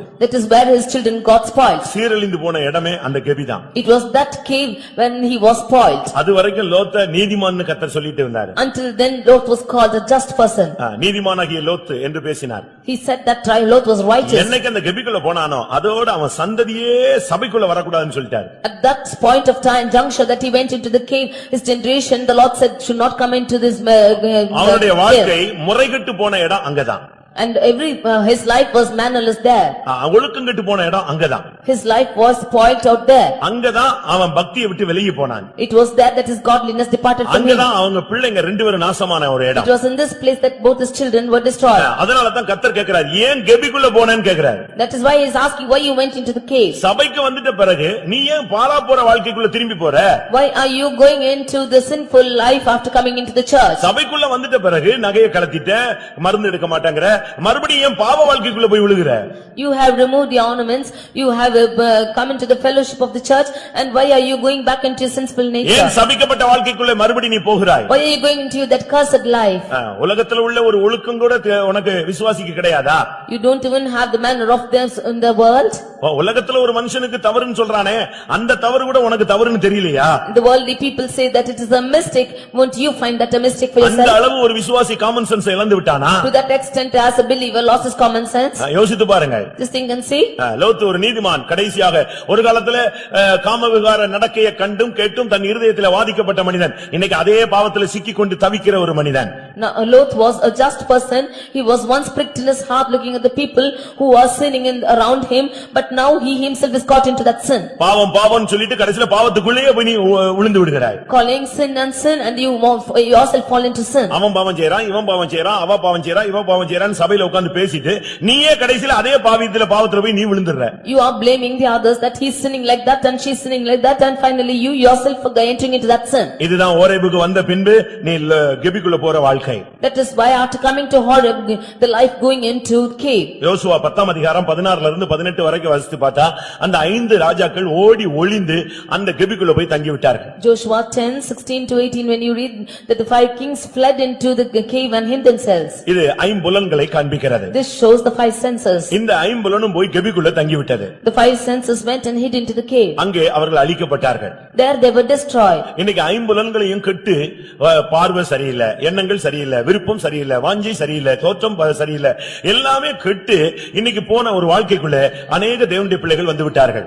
Now leaving the 5 sensations, that the sight and the hearing and the feeling and the thoughts are not good, and they go into the life of into the cave. மெய், வாய், கண், மூக்கு, செவி, அதாவது சரீரத்துல ஐம்புலன்கள் 5 உணர்வுகளை ஏற்படுத்துகிற இந்த தன்மை எல்லாம் இன்னைக்கு கெபிக்குள்ள போய் சிக்கி விட்டது.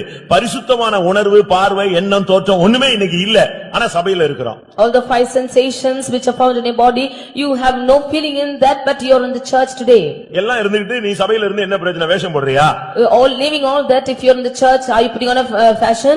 கேட்டா ஓரேபுல இருக்கிறம்ப, ஆண்டவர் கேட்டா நீ ஆண்டவர் பார்த்தா நீ கெபிக்குள்ள இருக்கிற. When you say that you are in the world, and when the Lord asks you are in the cave. ஒருவேளை நீ மனுஷனுடைய பார்வையில ஓரேபுல இருக்கலாம், ஆனால் தேவனுடைய பார்வையில நீ எங்க இருக்கிறாய்? Maybe in the sight of man you are in a Horeb, but in the sight of the Lord where are you? தேவன் இன்னைக்கு உனக்கு திட்டவட்டமாக உன்னிடத்துல கேள்வி கேட்கும்படியாக வந்திருக்கிறார். The Lord has come to question you in definite manner. ரட்சிக்கப்பட்ட தேவனுடைய பிள்ளையே, அபிஷேகம் பெற்ற தேவனுடைய பிள்ளையே, நீ எங்கே இருக்கிறாய்? நீ உனக்கு இங்கே என்ன கெபிக்குள்ள என்ன காரியம்? O child of God who is saved and anointed, where are you found and what have you got to do in the cave? ஒரு சண்டே ஸ்கூல் டீச்சர் ஒரு தியேட்டர்ல போய் படம் பார்க்க போய் விட்டார்.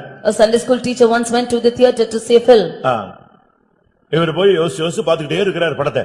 He went there and he was watching the movie. இவர் உள்ள போகும்போது தொடங்கிட்டாங்க, அதனால ஃபுல் இருட்டு, கும் இருட்டு, எப்படியோ தட்டி தடவி தடுமாறி ஒரு சீட்டை பிடிச்சு உட்கார்ந்துட்டார். At the time when he went and it was fully dark and he somehow got the seat and sat. Interval டயத்துல லைட்டை போட்டான். And at the time of interval the lights were off on.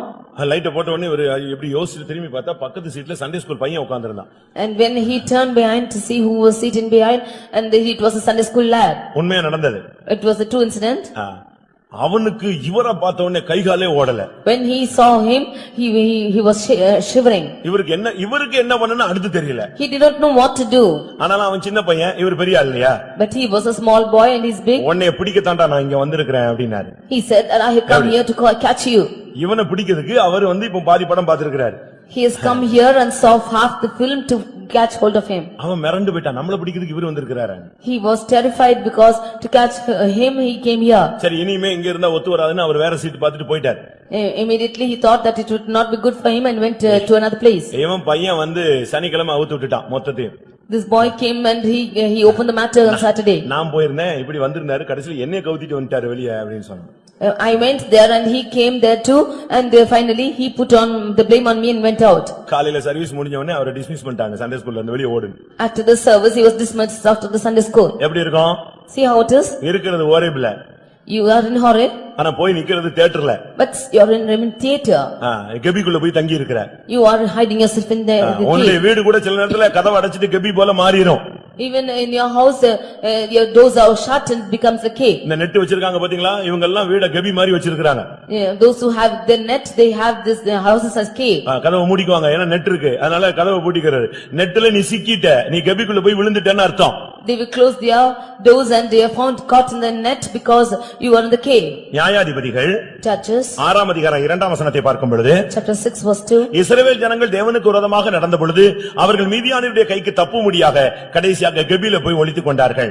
The children of Israel, when they were caught by the Midianites, they went into the dens to hide themselves. கர்த்தருக்கு விரோதமா நீ செயல்பட ஆரம்பித்தால் நீ முடிவில போய் சேருகிற இடம் கெபியாக இருக்கும். If you are working against the Lord, then the final place where you are going to is the den.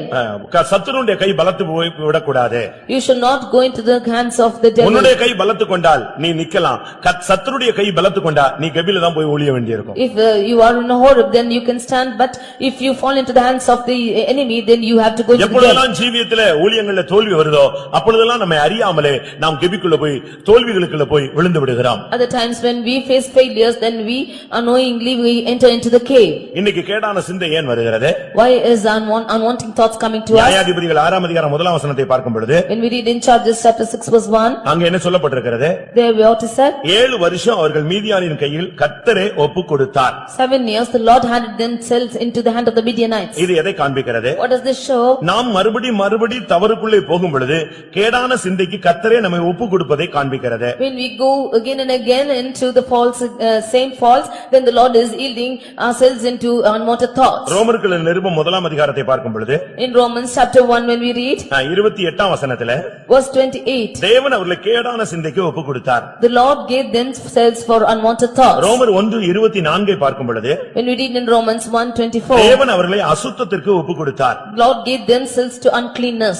அடுத்ததாக இச்சை ரோகங்களுக்கு ஒப்புக் கொடுத்தார். The Lord gave themselves for lust. 26ஆம் வசனத்திலே இச்சை ரோகங்களுக்கு அவர்களை ஒப்புக் கொடுத்தார். The Lord gave themselves to wide affections. பாருங்க தேவனே ஒப்புக் கொடுக்கிறது. நம்முடைய ஜீவிதத்தில் தோல்வி வரும் பொழுது நாம் 3 காரியங்களுக்கு ஒப்புக் கொடுக்கப்படுகிறோம். When we are facing failures, then the Lord, we are handed over to 3 things. நாம் பலத்து போகாமல் சத்துரு பலத்து போனால் நமக்கு 3 காரியங்களிலே நமக்கு தோல்வி உண்டாகிறது. Whether we become stronger or the enemy becomes stronger, we face failures in 3 angles. ரோமர் 1:24 படி In Romans 1:24, அசுத்தத்திற்கு ஒப்புக் கொடுக்கிறார். the Lord yields to uncleanness. 26ஆம் வசனத்தின்படி According to 26 verse, இழிவான இச்சை ரோகங்களுக்கு ஒப்புக் கொடுக்கிறார். the Lord yields themselves to wild affections. 28ஆம் வசனத்தின்படி In verse 28, தகாதவைகளை செய்யும்படி கேடான சிந்தைக்கு ஒப்புக் கொடுக்கிறார். the Lord gave them for a reprobate mind to do unwanted things. இதுதான் கெபியினுடைய அனுபவங்கள். This are the experience of cave. மோசமான வியாதிகள், These are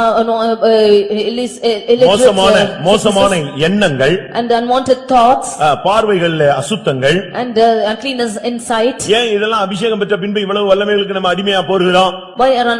Why are these coming for an anointed people of God? நீங்க நல்லா விளங்கிக் கொள்ளணும், நீங்க கெபிக்குள்ள இருக்கிறீங்கன்னு அர்த்தம். You should understand that you are found in the cave. நீ சபைக்குள்ள இருக்கிற, ஆனா சபைக்குள்ள இருந்துட்டு நீ கெபியின் வாழ்க்கையில மறைஞ்சிக்கிட்டு இருக்கிற. You are in the church but living a life in the cave. நான் ஓரேபுக்கு 6 சொன்னது போல கெபிக்கும் 6 காரியம் சொல்லுகிறேன். As I told 6 things about Mount Horeb, I say about 6 things about cave. ஒன்று, லோத் கெபிக்குள்ள போய் தன்னுடைய வாழ்க்கையை நஷ்டப்படுத்தி சந்ததியை கெடுத்து விட்டான். Lot went into this cave and he destroyed his generation. இரண்டாவது, ஐம்புலன்களும் தோல்வி அடைவதை காண்பிக்கிறது. Secondly, the cave shows a life of failure. மூன்றாவது, நாம் இழிவான இச்சை ரோகங்களுக்கு தோல்விகளுக்கு நாம் கேடான சிந்தைகளுக்கு ஒப்புக் கொடுப்பதை காண்பிக்கிறது. Thirdly, yielding ourselves for unwanted thoughts, uncleanness and reprobate minds. கர்த்தருடைய பரிசுத்த நாமத்துக்கு மகிமை உண்டாவதாக. Glory be to the holy name of the இந்த Lord. கெபிக்குள்ள போனா நீயே சாத்தானுடைய வாயில போய் விழுந்த மாதிரி.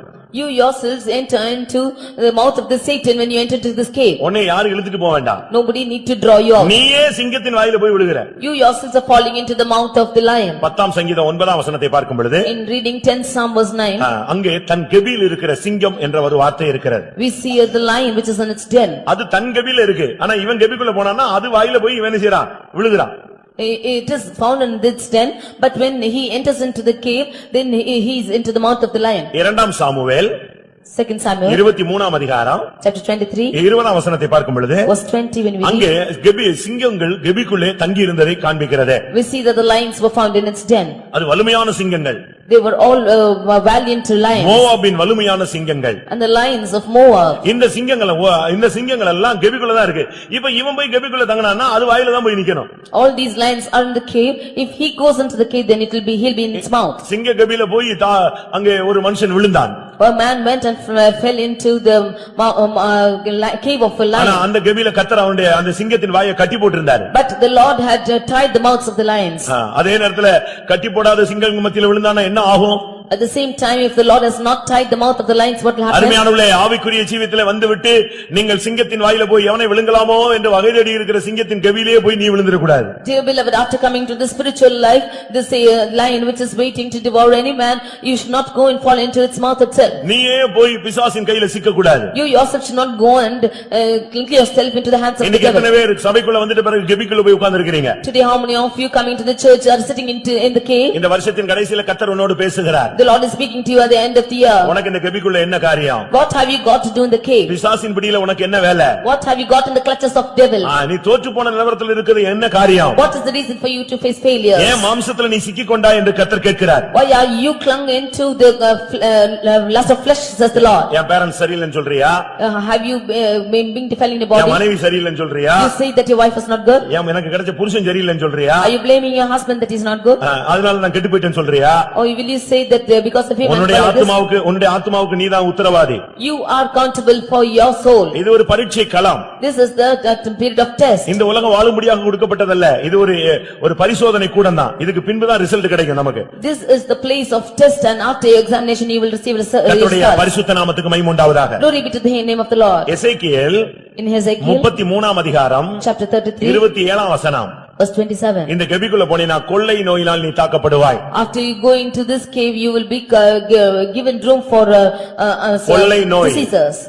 ஒரு பெரிய வாதையிலே நீ சிக்கி விடுவாய். You will be caught into great spoil. ரட்சிப்புக்குள்ள வந்த பின்பு உனக்கு தீராத வியாதிகள் வரக்கூடாது. After coming to salvation, you should not have diseases like this. இல்லட்டா வாதிக்கப்படுகிற வாழ்க்கைக்குள்ள நீ போக கூடாது. You should not be afflicted by the sicknesses. கர்த்தரே உன்னை வாதிக்கிறதுக்கு அந்த அனுபவத்துக்கு நீ போக கூடாது. You should not be entering into your life where the Lord will afflict you. அது ஒரு தண்டிக்கப்படுகிற வாழ்க்கை. That is a life wherein you are condemned. அந்த கெபியிலே கொள்ளை நோயினால் சாவார்கள். They will die in that cave by this. பிரியமானவர்களே, உங்களில் எத்தனை பேர் ரட்சிக்கப்பட்டு நல்ல ஆவிக்குரிய அனுபவத்துக்கு வந்த பின்பு இந்த பொல்லாத வியாதிகளில் சிக்கி உங்களுடைய ஜீவியத்தை நஷ்டப்படுத்திக் கொண்டிருக்கிறீர்கள்? After coming into this spiritual life, how many of you been caught hold of these sicknesses and you are suffering from it? உங்களுடைய வாழ்க்கையிலே நீங்கள் வியாதி இருந்தால் நான் உன் பரிகாரியாகிய கர்த்தர் என்ற தெய்வத்தை நீ பிடித்து சுகமாக வேண்டும். If you have sicknesses in your life, then you should hold on to the promise, the Lord is your healer, and get healed. அது விசுவாச பரீட்சையானால் நின்று நீ ஜெயிக்க வேண்டும். If it's the test of faith, then you have to stand by and உங்களுக்கு எத்தனை overcome. பேர் கெபியில போய் இப்படி வியாதியஸ்தராய் மாறி போயிருக்கிறீர்கள்? How many of you have entered into the cave and become a sick person? தானியேல் 6ஆம் அதிகாரம் 24ஆம் வசனத்தை பார்க்கும் பொழுது In Daniel 6 chapter verse 26, அந்த கெபிக்குள்ளே குற்றஞ்சாட்டினவர்கள் போய் விழுந்தார்கள். the people who condemned them entered and fell into it. இந்த மார்க்கத்துல வந்த பிறகு நீ புருஷனையோ மனைவியோ சபையோ மத்த யாரையோ நீ குற்றஞ்சாட்டவே கூடாது. After coming into this religion and this church, you should not blame anybody, your husband, your wife, or the church members. இந்த சர்ச்சில வந்த பிறகு After coming into this church, இல்ல ஓரேபுக்கு நீ வந்த பிறகு after coming to Horeb, ஆவிக்குரிய அனுபவங்களுக்கு வந்த பிறகு after coming into your spiritual, நீங்க குற்றஞ்சாட்டுகிற ஆவிக்கு இடம் கொடுக்கவே கூடாது. you should not give room for this spirit of condemnation. யாரையும் குற்றஞ்சாட்டுறதுக்கு உனக்கு உரிமை இல்ல. You have no authority to condemn anybody. மற்றவனை குற்றவாளியாக தீர்க்கிறதுக்கு நீ யார்? Who art thou to blame the others? மற்றவர்களை குற்றவாளியாக தீர்க்கிற நீயே அதே குற்றத்தில் என்ன செய்கிறாய்? அகப்படுகிறாய். If you accuse the others, then you are falling into that same fault. வெளிப்படுத்தல் 12:10 என்ன சொல்லுகிறது? In Revelation 12 chapter 10th verse, இரவும் பகலும் குற்றஞ்சாட்டுகிறவன் தாழ தள்ளப்பட்டு போனான். அது சாத்தானுடைய ஊழியம். One who is accusing day and night, he is being cast into the deepest hell, and that is the ministry of Satan. வெளிப்படுத்தல் 12:10 நீங்க அதை பார்த்துக்கொள்ளுங்கள். You read that in Revelation 12:10. இரவும் பகலும் சகோதரரை குற்றஞ்சாட்டினவன் தாழ தள்ளப்பட்டு போனான். The accuser who is accusing day and night, he is cast into the hell. குற்றஞ்சாட்டுகிற ஊழியம் பிசாசுனுடைய ஊழியம். நீ அவனுக்கு ஊழியக்காரனா இருக்கிறியா? This is the ministry of the Satan. Are you doing this same thing? எது செஞ்சாலும் குற்றம். Whatever you do, it's accusing. பேசினா குற்றம். If you should speak, it's fault. பேசாட்ட குற்றம். Without speaking, it's fault. சிரிச்சா குற்றம். If you smile, it's fault. நின்னான குற்றம். If you stand, it's fault. நல்ல Dress போட்டா குற்றம். If you put on good garments, it's fault. எல்லாத்துக்கும் குற்றம் முடிச்சு நீ கடைசில லூசிபரா போயிடுவ. Finding yourself an accuser, then you become a Lucifer. அது சர்ப்பத்தின் ஊழியம். That is the end of the எது serpent. செஞ்சாலும் குற்றம் பார்க்காத. பொய்யை களைந்து மெய்யை பார். Whatever you see, you do not accuse, you look, you put away lies. ஒவ்வொருவரையும் உங்களிலும் மேன்மையுள்ளவர்களாக நீங்கள் எண்ணுங்கள். You count one another greater than yourselves. இந்த தானியேலை குற்றஞ்சாட்டினவங்க எல்லாம் தூக்கி அந்த சிங்க கபில போட்டாங்க.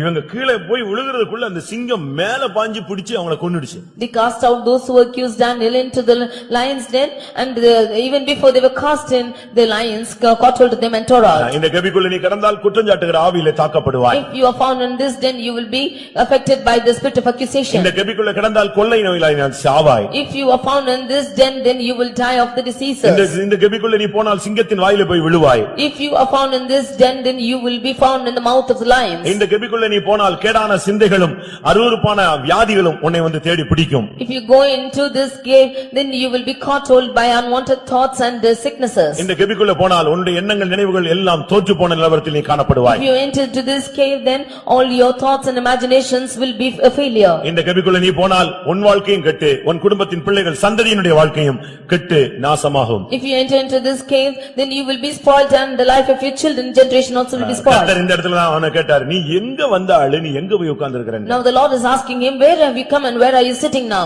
இவன் அவர்ட்ட பேசினா, நான் பக்தி வைராக்கியமா இருந்தேன். He said that I was very zealous for you. நான் நல்லா தான் ஜெபிச்சிட்டு வந்தேன். And I have just prayed like this. நல்லா தான் உபவாசம் போட்டேன். And I have been fasting like நல்லா this. தான் கோயிலுக்கு போனேன். And I went to the church. நல்லா தான் பரிசுத்தவான்களோடு இருந்தேன். I was well with the saints. ஆனா இப்போ எனக்கு பயங்கர பிரச்சனை வந்துருச்சு. But now I am caught by problems. அதை விட என்னை எடுத்துட்டா நல்லா இருக்கும். It will be good that you take me off. இத பேசிட்டு இருந்தான். அவர் சொன்னாரு, நீ முதல்ல வெளியே வான்னு சொன்னார்.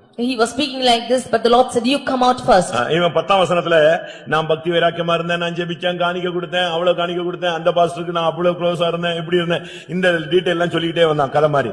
In the 10th verse he says that he was zealous like this and he had been very godly for God him alone and he was with the fellowship of the saints and so on. 11ஆம் வசனத்துல சொல்றாரு, நீ பேசுறதெல்லாம் சரி, நீ முதல்ல வெளியே வான்னு சொன்னார். And in the 11th verse he said, it's good that you are speaking, but you come out first. நீ கபிக்குள்ள இருந்துட்டு என்கிட்ட பேசாத, வெளியே வந்து பர்வதத்துல நின்னு என்னிடத்துல பேசுன்னு சொன்னார். Standing in the cave, you do not speak to me, but come out to the mountain, stand and speak to me. இது சொல்லிக்கிட்டு இருக்கும் பொழுதே பயங்கரமான அதிர்ச்சி உண்டாயிருச்சு. When he was thus speaking, there was a great shaking. இவன் மெல்ல சால்வையினால தன்னுடைய முகத்தை மூடிட்டு முக்காடு போட்டு வெளியே வந்து நின்னான். Now wrapping his face with his mantle, he came and stood out of the cave. வந்து எங்க நின்னானா? Where did he stand? 13ஆம் வசனம், 1 ராஜாக்கள் 19:13. 1 Kings 19:13. அதை எலியா கேட்டபோது தன் சால்வையினால் தன் முகத்தை மூடிக்கொண்டு வெளியே வந்து கெபியின் வாசலில் நின்றான். உள்ள வெளியே வர மாட்டேங்கிறான் பாருங்க, அப்படியே மெல்ல மெல்ல மெல்ல மெல்ல வந்து வாசல்ல தான் நிக்கிறான். He is refusing to come out of the cave, but he came and stood only in the doorstep of the cave. ஒரு மணி நேரம் பிரசங்கம் கேட்டுட்டு நீங்க வாசல்ல வந்து நின்னுட்டு போயிருவீங்களா, உள்ள போயிருவீங்களா மறுபடி? After listening to 1 hour's message, will you stand at the door of the cave and go into it? அவன் கெபியின் வாசலில் வந்து நின்றான். He came and stood out in the door of the cave. இப்ப நமக்கு அதே வார்த்தை தான், உனக்கு இந்த இடத்துல உனக்கு என்ன காரியம்? Even now he is asking, what have you got to do here? வா வெளியே வா. You come out. திரும்ப அதே பாட்டு பாடினான். And again he says the same thing. இந்த சப்ஜெக்டை விட்டுரு. You leave this subject. நான் உன்னை ராஜாக்களை அபிஷேகம் பண்ண முடியாது தெரிந்து கொண்டேன், வெளியே வான்னு சொன்னேன். I asked you to come out and anoint kings. அதை கேட்ட பிறகுதான் அவனுக்கு ஒரு ஊழியம் இருக்குன்னே நினைவே வந்துச்சு. Only then he could as knew that he was நீ ஒரு அபிஷேகம் பெற்றவன் என்பது உன்னை நினைவுல இருக்கணும்.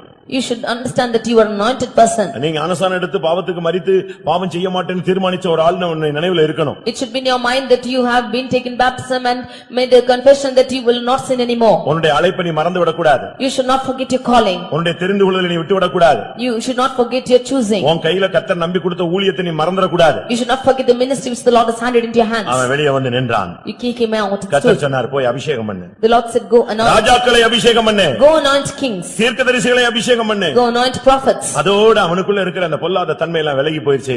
அவன் ஊழியத்தை தொடர ஆரம்பித்தான். With that the evil spirit in him departed and he started the ministry. பிரியமானவர்களே, உங்களில் எத்தனை பேர் கர்த்தருக்காக மறுபடியும் எழும்ப உங்களை ஒப்புக் கொடுக்கிறீர்கள்? Dear beloved, how many of you want to stand for the Lord once again? தேவனுக்காக தேவன் சொல்லுகிற காரியத்தை நான் மறுபடியும் செய்ய என்னை சமர்ப்பிக்கிறேன் என்று எத்தனை பேர் சொல்லுகிறீர்கள்? How many of you say that I yield myself to do the word of the Lord? ஓரேப்புக்கு வந்த எலியா வேண்டாம், கெபிக்குள்ள தங்கின எலியா வேண்டாம், மறுபடியும் கர்த்தருக்காக நிக்கிற எலியாக்கள் தேவை. They need not want an Elijah who is standing in Horeb or in the cave, but the Lord wants or Elijah who is standing for him again. நீ சபைக்கு வந்தால் போதாது. It's not sufficient to come to the church. உன்னுடைய கெபியின் வாழ்க்கையிலிருந்து நீ வெளியே வர வேண்டும். You should come out of the life of cave. நீ வெளியே வந்தால் மட்டும் போதாது. Not sufficient to come நீ out. கர்த்தருக்காக எழும்பி கிரியை செய்ய முடியாது, உன்னை ஒப்புக் கொடுக்க வேண்டும். You should yield yourself to work for the Lord. உங்களுக்கு எத்தனை பேர் அப்படி ஒப்புக் கொடுக்க விரும்புகிறீர்கள்? How many of self-desire to yield yourself to the Lord? நீங்க இந்த வசனத்தை கேட்கும்போது ஆவியானவர் உங்களோடு இடைப்பட்டிருப்பார் என்று நான் விசுவாசிக்கிறேன். I am sure that the Spirit of God would have intervened with you when you hear the verse. இன்னும் ஓரேபுக்கு வரவில்லையா? And you still not come out of Horeb? இன்றைக்கு ஓரேபுக்கு வரும்படி உங்களை கர்த்தர் அழைக்கிறார். The Lord is calling you to come to Horeb today. ஓரேபுக்கு வந்து நீ கெபிக்குள்ள போய் சிக்கி விட்டாயா? Have you got into the cave coming to Horeb? இன்னைக்கு அழுகையோடு நீ கெபியை விட்டு வெளியே வா. You come out of this cave. கர்த்தர் உன்னோடு இடைப்பட விரும்புகிறார். The Lord wants to intervene with you. மறுபடியும் அபிஷேக தைலத்தை உனக்கு கொடுத்து கர்த்தருடைய வேலையை செய்யும்படியாக கர்த்தர் உன்னை எடுத்து உபயோகிக்கட்டும். The Lord wants to anoint you with his anointing oil and use him for his work. இந்த சபையில எத்தனையோ எலியாக்கள் உண்டு. There are many Elijahs in here. அதுல ஒரு கூட்டம் இன்னைக்கு ஓரேபில கிடக்கிறது. And one group is found in Horeb. ஒரு கூட்டம் கெபிக்குள்ள கிடக்கிறது. One group is found in the cave. அருமையானவே உங்கள் ரெண்டு பேரையும் கர்த்தர் வெளியே கொண்டு வர விரும்புகிறார். Dear beloved, the Lord wants to bring both of you. கர்த்தருக்காக மறுபடியும் நான் கிரியை செய்ய வாஞ்சிக்கிறேன் என்று சொல்லுகிறவர்கள் கர்த்தருடைய சமூகத்திலே கண்களை மூடுங்கள். All those who say that I want to work for the Lord, once again close your eyes in the presence of the Lord. அவருடைய சமூகத்திலே முழங்கால் படியிடுவோம். You kneel down in the presence of the Lord. தேவனுடைய வசனம் உனக்குள்ள ஆளுகை செய்திருந்தால் முழங்கால் படியிடு. If the word of the Lord has been working in you, you kneel down. கர்த்தருடைய வசனம் உனக்குள்ள ஆளுகை செய்திருந்தால் முழங்கால் போடு. If the word of the Lord has been reigning over you, then you kneel down. ஒரு காலத்துல கர்த்தருக்காக கிரியை செய்தவர்கள் சந்தோஷப்படுகிறேன். You were once working for rejoicing for the Lord. உங்களுடைய அன்பின் பிரயாசங்களை மறந்துவிட அவர் அநீதி உள்ளவர் அல்ல. The Lord is not unforgetful to forget your works of labor of love. எல்லாரும் பைபிளை மூடி வைப்போம். Or close your Bible. கர்த்தருடைய சமூகத்திலே நம்ம இந்த தேவனுடைய சன்னிதானத்திலே நோக்கி நிறுத்தி பார்ப்போம். Let us judge ourselves in the presence of the Lord. நீங்கள் அக்கினியை இறக்கினவர்கள். You were the ones who brought down fire. அநேக பிசாசின் வல்லமைகளை மேற்கொண்டவர்கள். You have overcome the spirit of the devil. கர்த்தர் உங்களை நேசித்து உலக தோற்றத்துக்கு முன்னே தெரிந்து கொண்ட நோக்கத்தின்படி உங்களை காலாகாலங்களிலே ரட்சித்தார். The Lord had loved you and by his eternal purpose he has saved you. நீ ஓரேபுக்கு வந்து விட்டாயா? Have you come to Horeb? கொஞ்ச நேரம் எல்லாரும் கண்களை மூடுங்க. நான் இந்த பிரசங்கத்தை அப்படியே ஒரு 12 question மாத்துறேன். For some time you close your eyes and I'll ask you questions in 12. யாரும் எங்கேயும் பார்க்க வேண்டாம். No, none of you watch me. நீ ஓரேபுக்கு வந்து விட்டாயா? Have you come to Horeb? கர்த்தர் உனக்கு தரிசனமான வாழ்க்கை இருக்கிறதா? Have you got the life of vision in your life? கர்த்தர் உன்னுடைய தாகங்களை தீர்க்கக்கூடிய வாழ்க்கை இருக்கிறதா? Have you got the life where the Lord is quenching your thirst? ஒரு ஏழ்மையின் ஜீவியம், வெறுமையின் ஜீவியம், தியாக ஜீவியம் உனக்கு இருக்கிறதா? Have you got the spirit or life of simplicity or the life of lowliness or the life of dedication? ஒரு பிரதிஷ்டையின் வாழ்க்கை உனக்கு இருக்கிறதா? Have you got the life of consecration? கர்த்தர் பேசுகிற கர்த்தருடைய சத்தத்தை கேட்கிற அந்த அனுபவம் உனக்கு இருக்கிறதா? Have you got the experience of the Lord's hearing and speaking to you? கர்த்தருடைய வாக்குத்தத்தம் உனக்கு கிடைத்திருக்கிறதா? Have you got the promises of the Lord? சபை கூடுதலை விட்டு விடாமல் நீ ஆசரிக்கிறாயா? Are you not leaving the assembly? Are you worshipping? சரி, அப்படியானால் If it's so, இன்னைக்கு ஏன் நீ கெபிக்குள் கிடக்கிறாய்? why are you found into the cave today? ஏன் நீயும் உன்னுடைய பிள்ளைகளும் சாபத்தை நோக்கி போய் கொண்டிருக்கிறீர்கள்? Why are you and your children going towards curse? ஏன் உன் எண்ணங்கள் நினைவுகள் தோற்றங்களிலே தோல்வியிலே சிக்கி கிடக்கிறாய்? Why are you found in your failures, in your imaginations and thoughts? ஏன் நீ இழிவான இச்சைகளிலே மாட்டிக்கொண்டிருக்கிறாய்? Why are you found yourselves in wild affections? ஏன் உன் சிந்தையிலே ஜெயம் இல்லாமல் தடுமாறுகிறாய்? Why are you not found in victory in your thoughts? ஏன் நீ சிங்கத்தின் வாயிலே நீயே போய் விழுகிறாய்? Why are you going and falling yourself into the mouth of the lion? ஏன் நீ கொள்ளை நோயினாலே வாதிக்கப்படுகிறாய்? Why are you being affected by diseases? ஏன் உனக்கு இன்னும் குற்றஞ்சாட்டுகிற சுபாவம் போகாமல் உனக்குள்ளே போராடி கொண்டிருக்கிறது? Why is the spirit of accusation still affecting you and not going out of you? கர்த்தர் உன்னை பார்த்து சொல்கிறார், உனக்கு இங்கே என்ன காரியம்? The Lord is seeing and asking you, what have you got to do here? எனக்கு முன்பாக பர்வதத்துக்கு முன்பாக கர்த்தருக்கு முன்பாக பர்வதத்தில் வந்து நில். You come out before me and stand before me in the mount. நான் உன் கையில அபிஷேக தைலத்தை தரப்போகிறேன். I will give you my anointing oil. மறுபடியும் பிரகாசிக்கக்கூடிய வெளிச்சத்தை உனக்கு தரப்போகிறேன். I will again give you my light. நான் மறுபடியும் உன்னை கரங்களிலே எடுக்க போகிறேன். I will again take you in my hands. உன்னை கொண்டு நான் எடுத்த தீர்மானத்தை நிறைவேற்ற போகிறேன். The purpose which I have proposed in you will be fulfilled. உன்னுடைய வேலை ஸ்தலத்திலே, in your work spot, உன்னுடைய நண்பர்கள் மத்தியிலே, in your midst of உன்னுடைய குடும்பத்தின் மத்தியிலே, in the midst of family, உன்னுடைய உறவினர்கள் மத்தியிலே, in the midst of your neighbors, உன்னுடைய சபையிலே, in the midst of your church, நான் உன்னை கொண்டு செய்ய வேண்டிய காரியம் உண்டு. I have work to do by you. நான் அதற்காக உன்னோடு போராடி கொண்டிருக்கிறேன். For that I am striving with you. இதோ என்னுடைய வார்த்தை உன்னோடு இடைப்பட்டுக் கொண்டிருந்தது. My work is intervening with you. என்னுடைய வசனத்துக்கு நடுங்குகிறவனை நான் நோக்கி பார்ப்பேன். I will look into the ones who are hearing my word.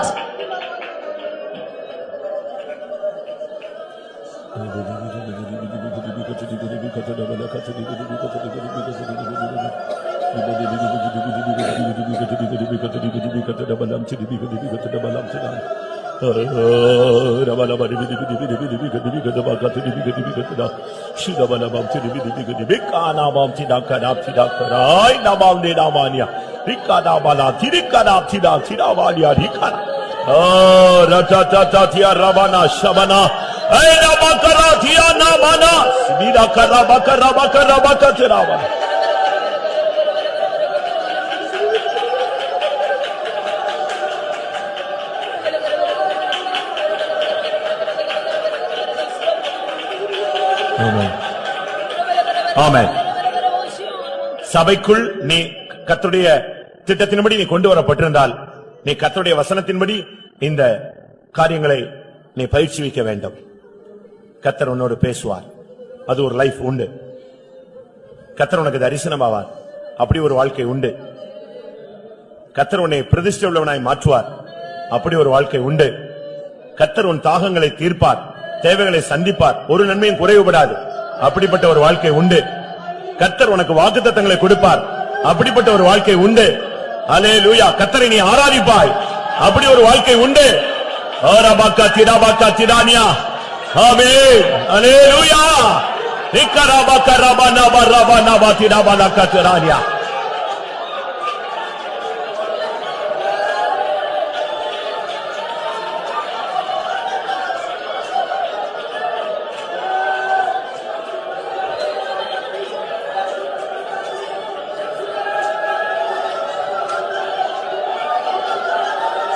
ஆமென். கர்த்தர் என்னை அழைத்து இந்த இடத்துக்கு கொண்டு வந்த பின்பு கர்த்தர் என்னோடு பேசி இருக்கிறார், என்னை உணர்த்தி இருக்கிறார், என்னை கண்டித்திருக்கிறார், என்னை நடத்தி இருக்கிறார், என்னோடு பேசி இருக்கிறார். கர்த்தர் என்னோடு இடைப்பட்ட ஒரு வாழ்க்கை எனக்கு இருந்தது அப்படின்னு சொல்றவங்க கரங்களை உயர்த்துங்கள்.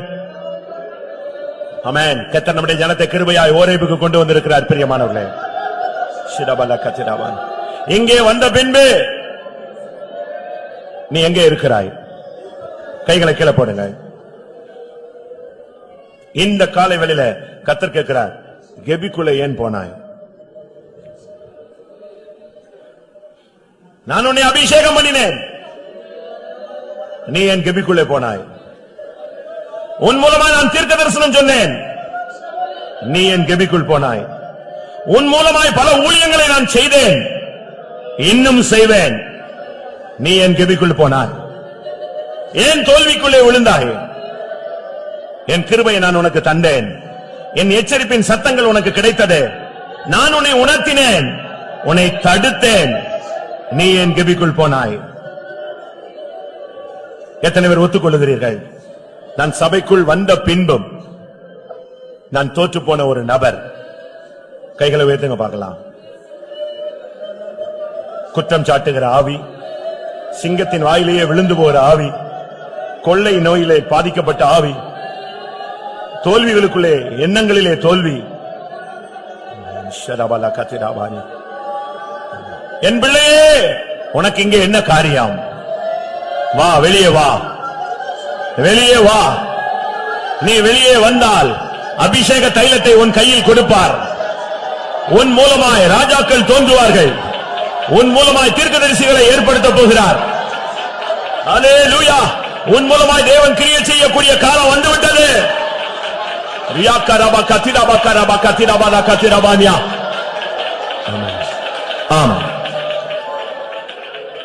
இந்த ஊழியத்துக்கு நான் புதிது, இந்த ஊருக்கு நான் புதிது, இந்த சபைக்கு நான் புதிது என்று நீ சொல்ல வேண்டாம். கர்த்தருடைய அபிஷேகம் உனக்குள் இருக்கிறது. கர்த்தர் உன்னுடைய வார்த்தையில அபிஷேகத்தை தரப்போகிறார். உன்னுடைய கையிலே கர்த்தர் அபிஷேகத்தை தரப்போகிறார். உன் ஊழியத்திலே ஒரு அபிஷேகத்தை தரப்போகிறார். உன்னுடைய வார்த்தையிலே ஒரு அபிஷேகத்தை தரப்போகிறார். அல்லேலூயா. ஆமென். எல்லாரும் கெபியை விட்டு வெளியே வாருங்கள். ஆவியானவர் ஒரு அபிஷேகத்தை கொண்டு உன்னை வெளியே தூக்கி எடுக்கட்டும். துடா பாக்காரா பாக்காத்துரா. இயேசுவின் நாமத்திலே கெபியிலே சிக்கி இருக்கிற வெளியே வரட்டும்.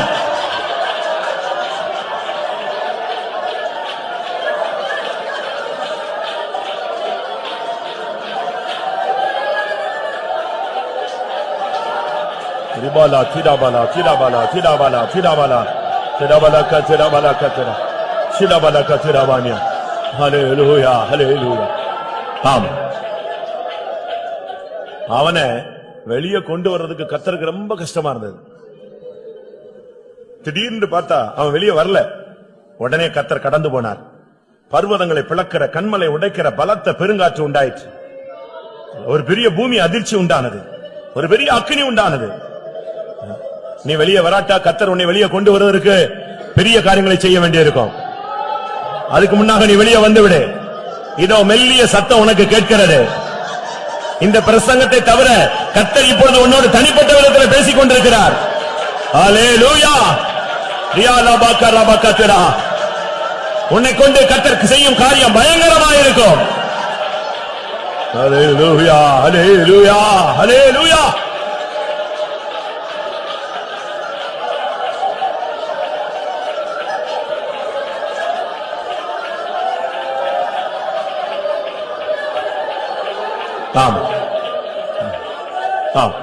ஒரு 2 நிமிஷமோ இல்லன்னா 3 நிமிஷமோ எல்லாரும் முழங்கால் போட்டு அந்த கெபியை விட்டு வெளியே வாங்க. உன்னால வெளியே வர முடியாது. அவனை கூப்பிட்டு பார்த்து அதிர்ச்சி உண்டாக்கி, அக்கினியை உண்டாக்கி, ஒரு பெரிய பலத்தை காற்று உண்டு பண்ணி, அதுக்கு பின்ன அவன் வெளியே வரல. கடைசியில வெளியே வந்தான். நீ வெளியே வந்தா உன் வாழ்க்கையில் ஒளி வீசும், உன் ஊழியம் பிரகாசிக்கும், உன் குடும்பம் செழிக்கும், உன் பிள்ளைகளுக்குள்ளே ஒரு தலைக்கிற அனுபவம் உண்டாகும். இன்னைக்கு கர்த்தர் உன்னை வெளியே கொண்டு வருவார். ஆமென். நீ தைரியமா வெளியே வா. வா. கெபியில சிக்கிவிட்டதை நீ சோர்ந்து போகாத. கர்த்தர் உன்னை நேசிக்கிறார். நீ வெளியே வா. கர்த்தர் உன்னை பிரகாசிப்பார். அல்லேலூயா. பயத்தை விட்டு வெளியே வா. பின்மாற்றத்தை விட்டு வெளியே வா. அதேரியங்களை விட்டு வெளியே வா. ஓ ரபக ரபகதி ரபலகதி ரகரபகத.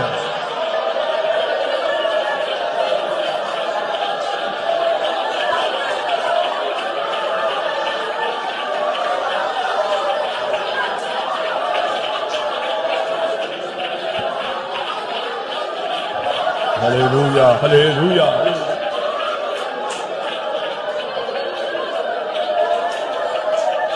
Hallelujah, hallelujah.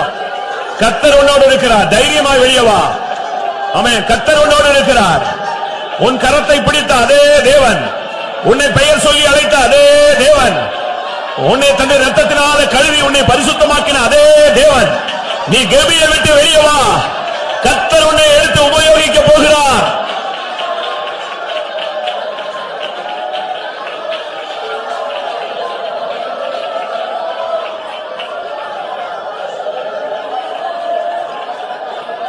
இனி என்ன வந்தாலும் நீ கெபிக்குள்ள போக கூடாது.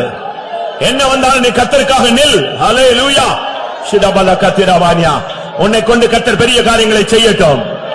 எத்தனை பேர் தைரியமா சொல்றீங்க, இனிமேல் நான் கர்த்தரை விட்டு வெளியே போக மாட்டேன், கெபிக்குள்ள போய் தங்க மாட்டேன். அல்லேலூயா.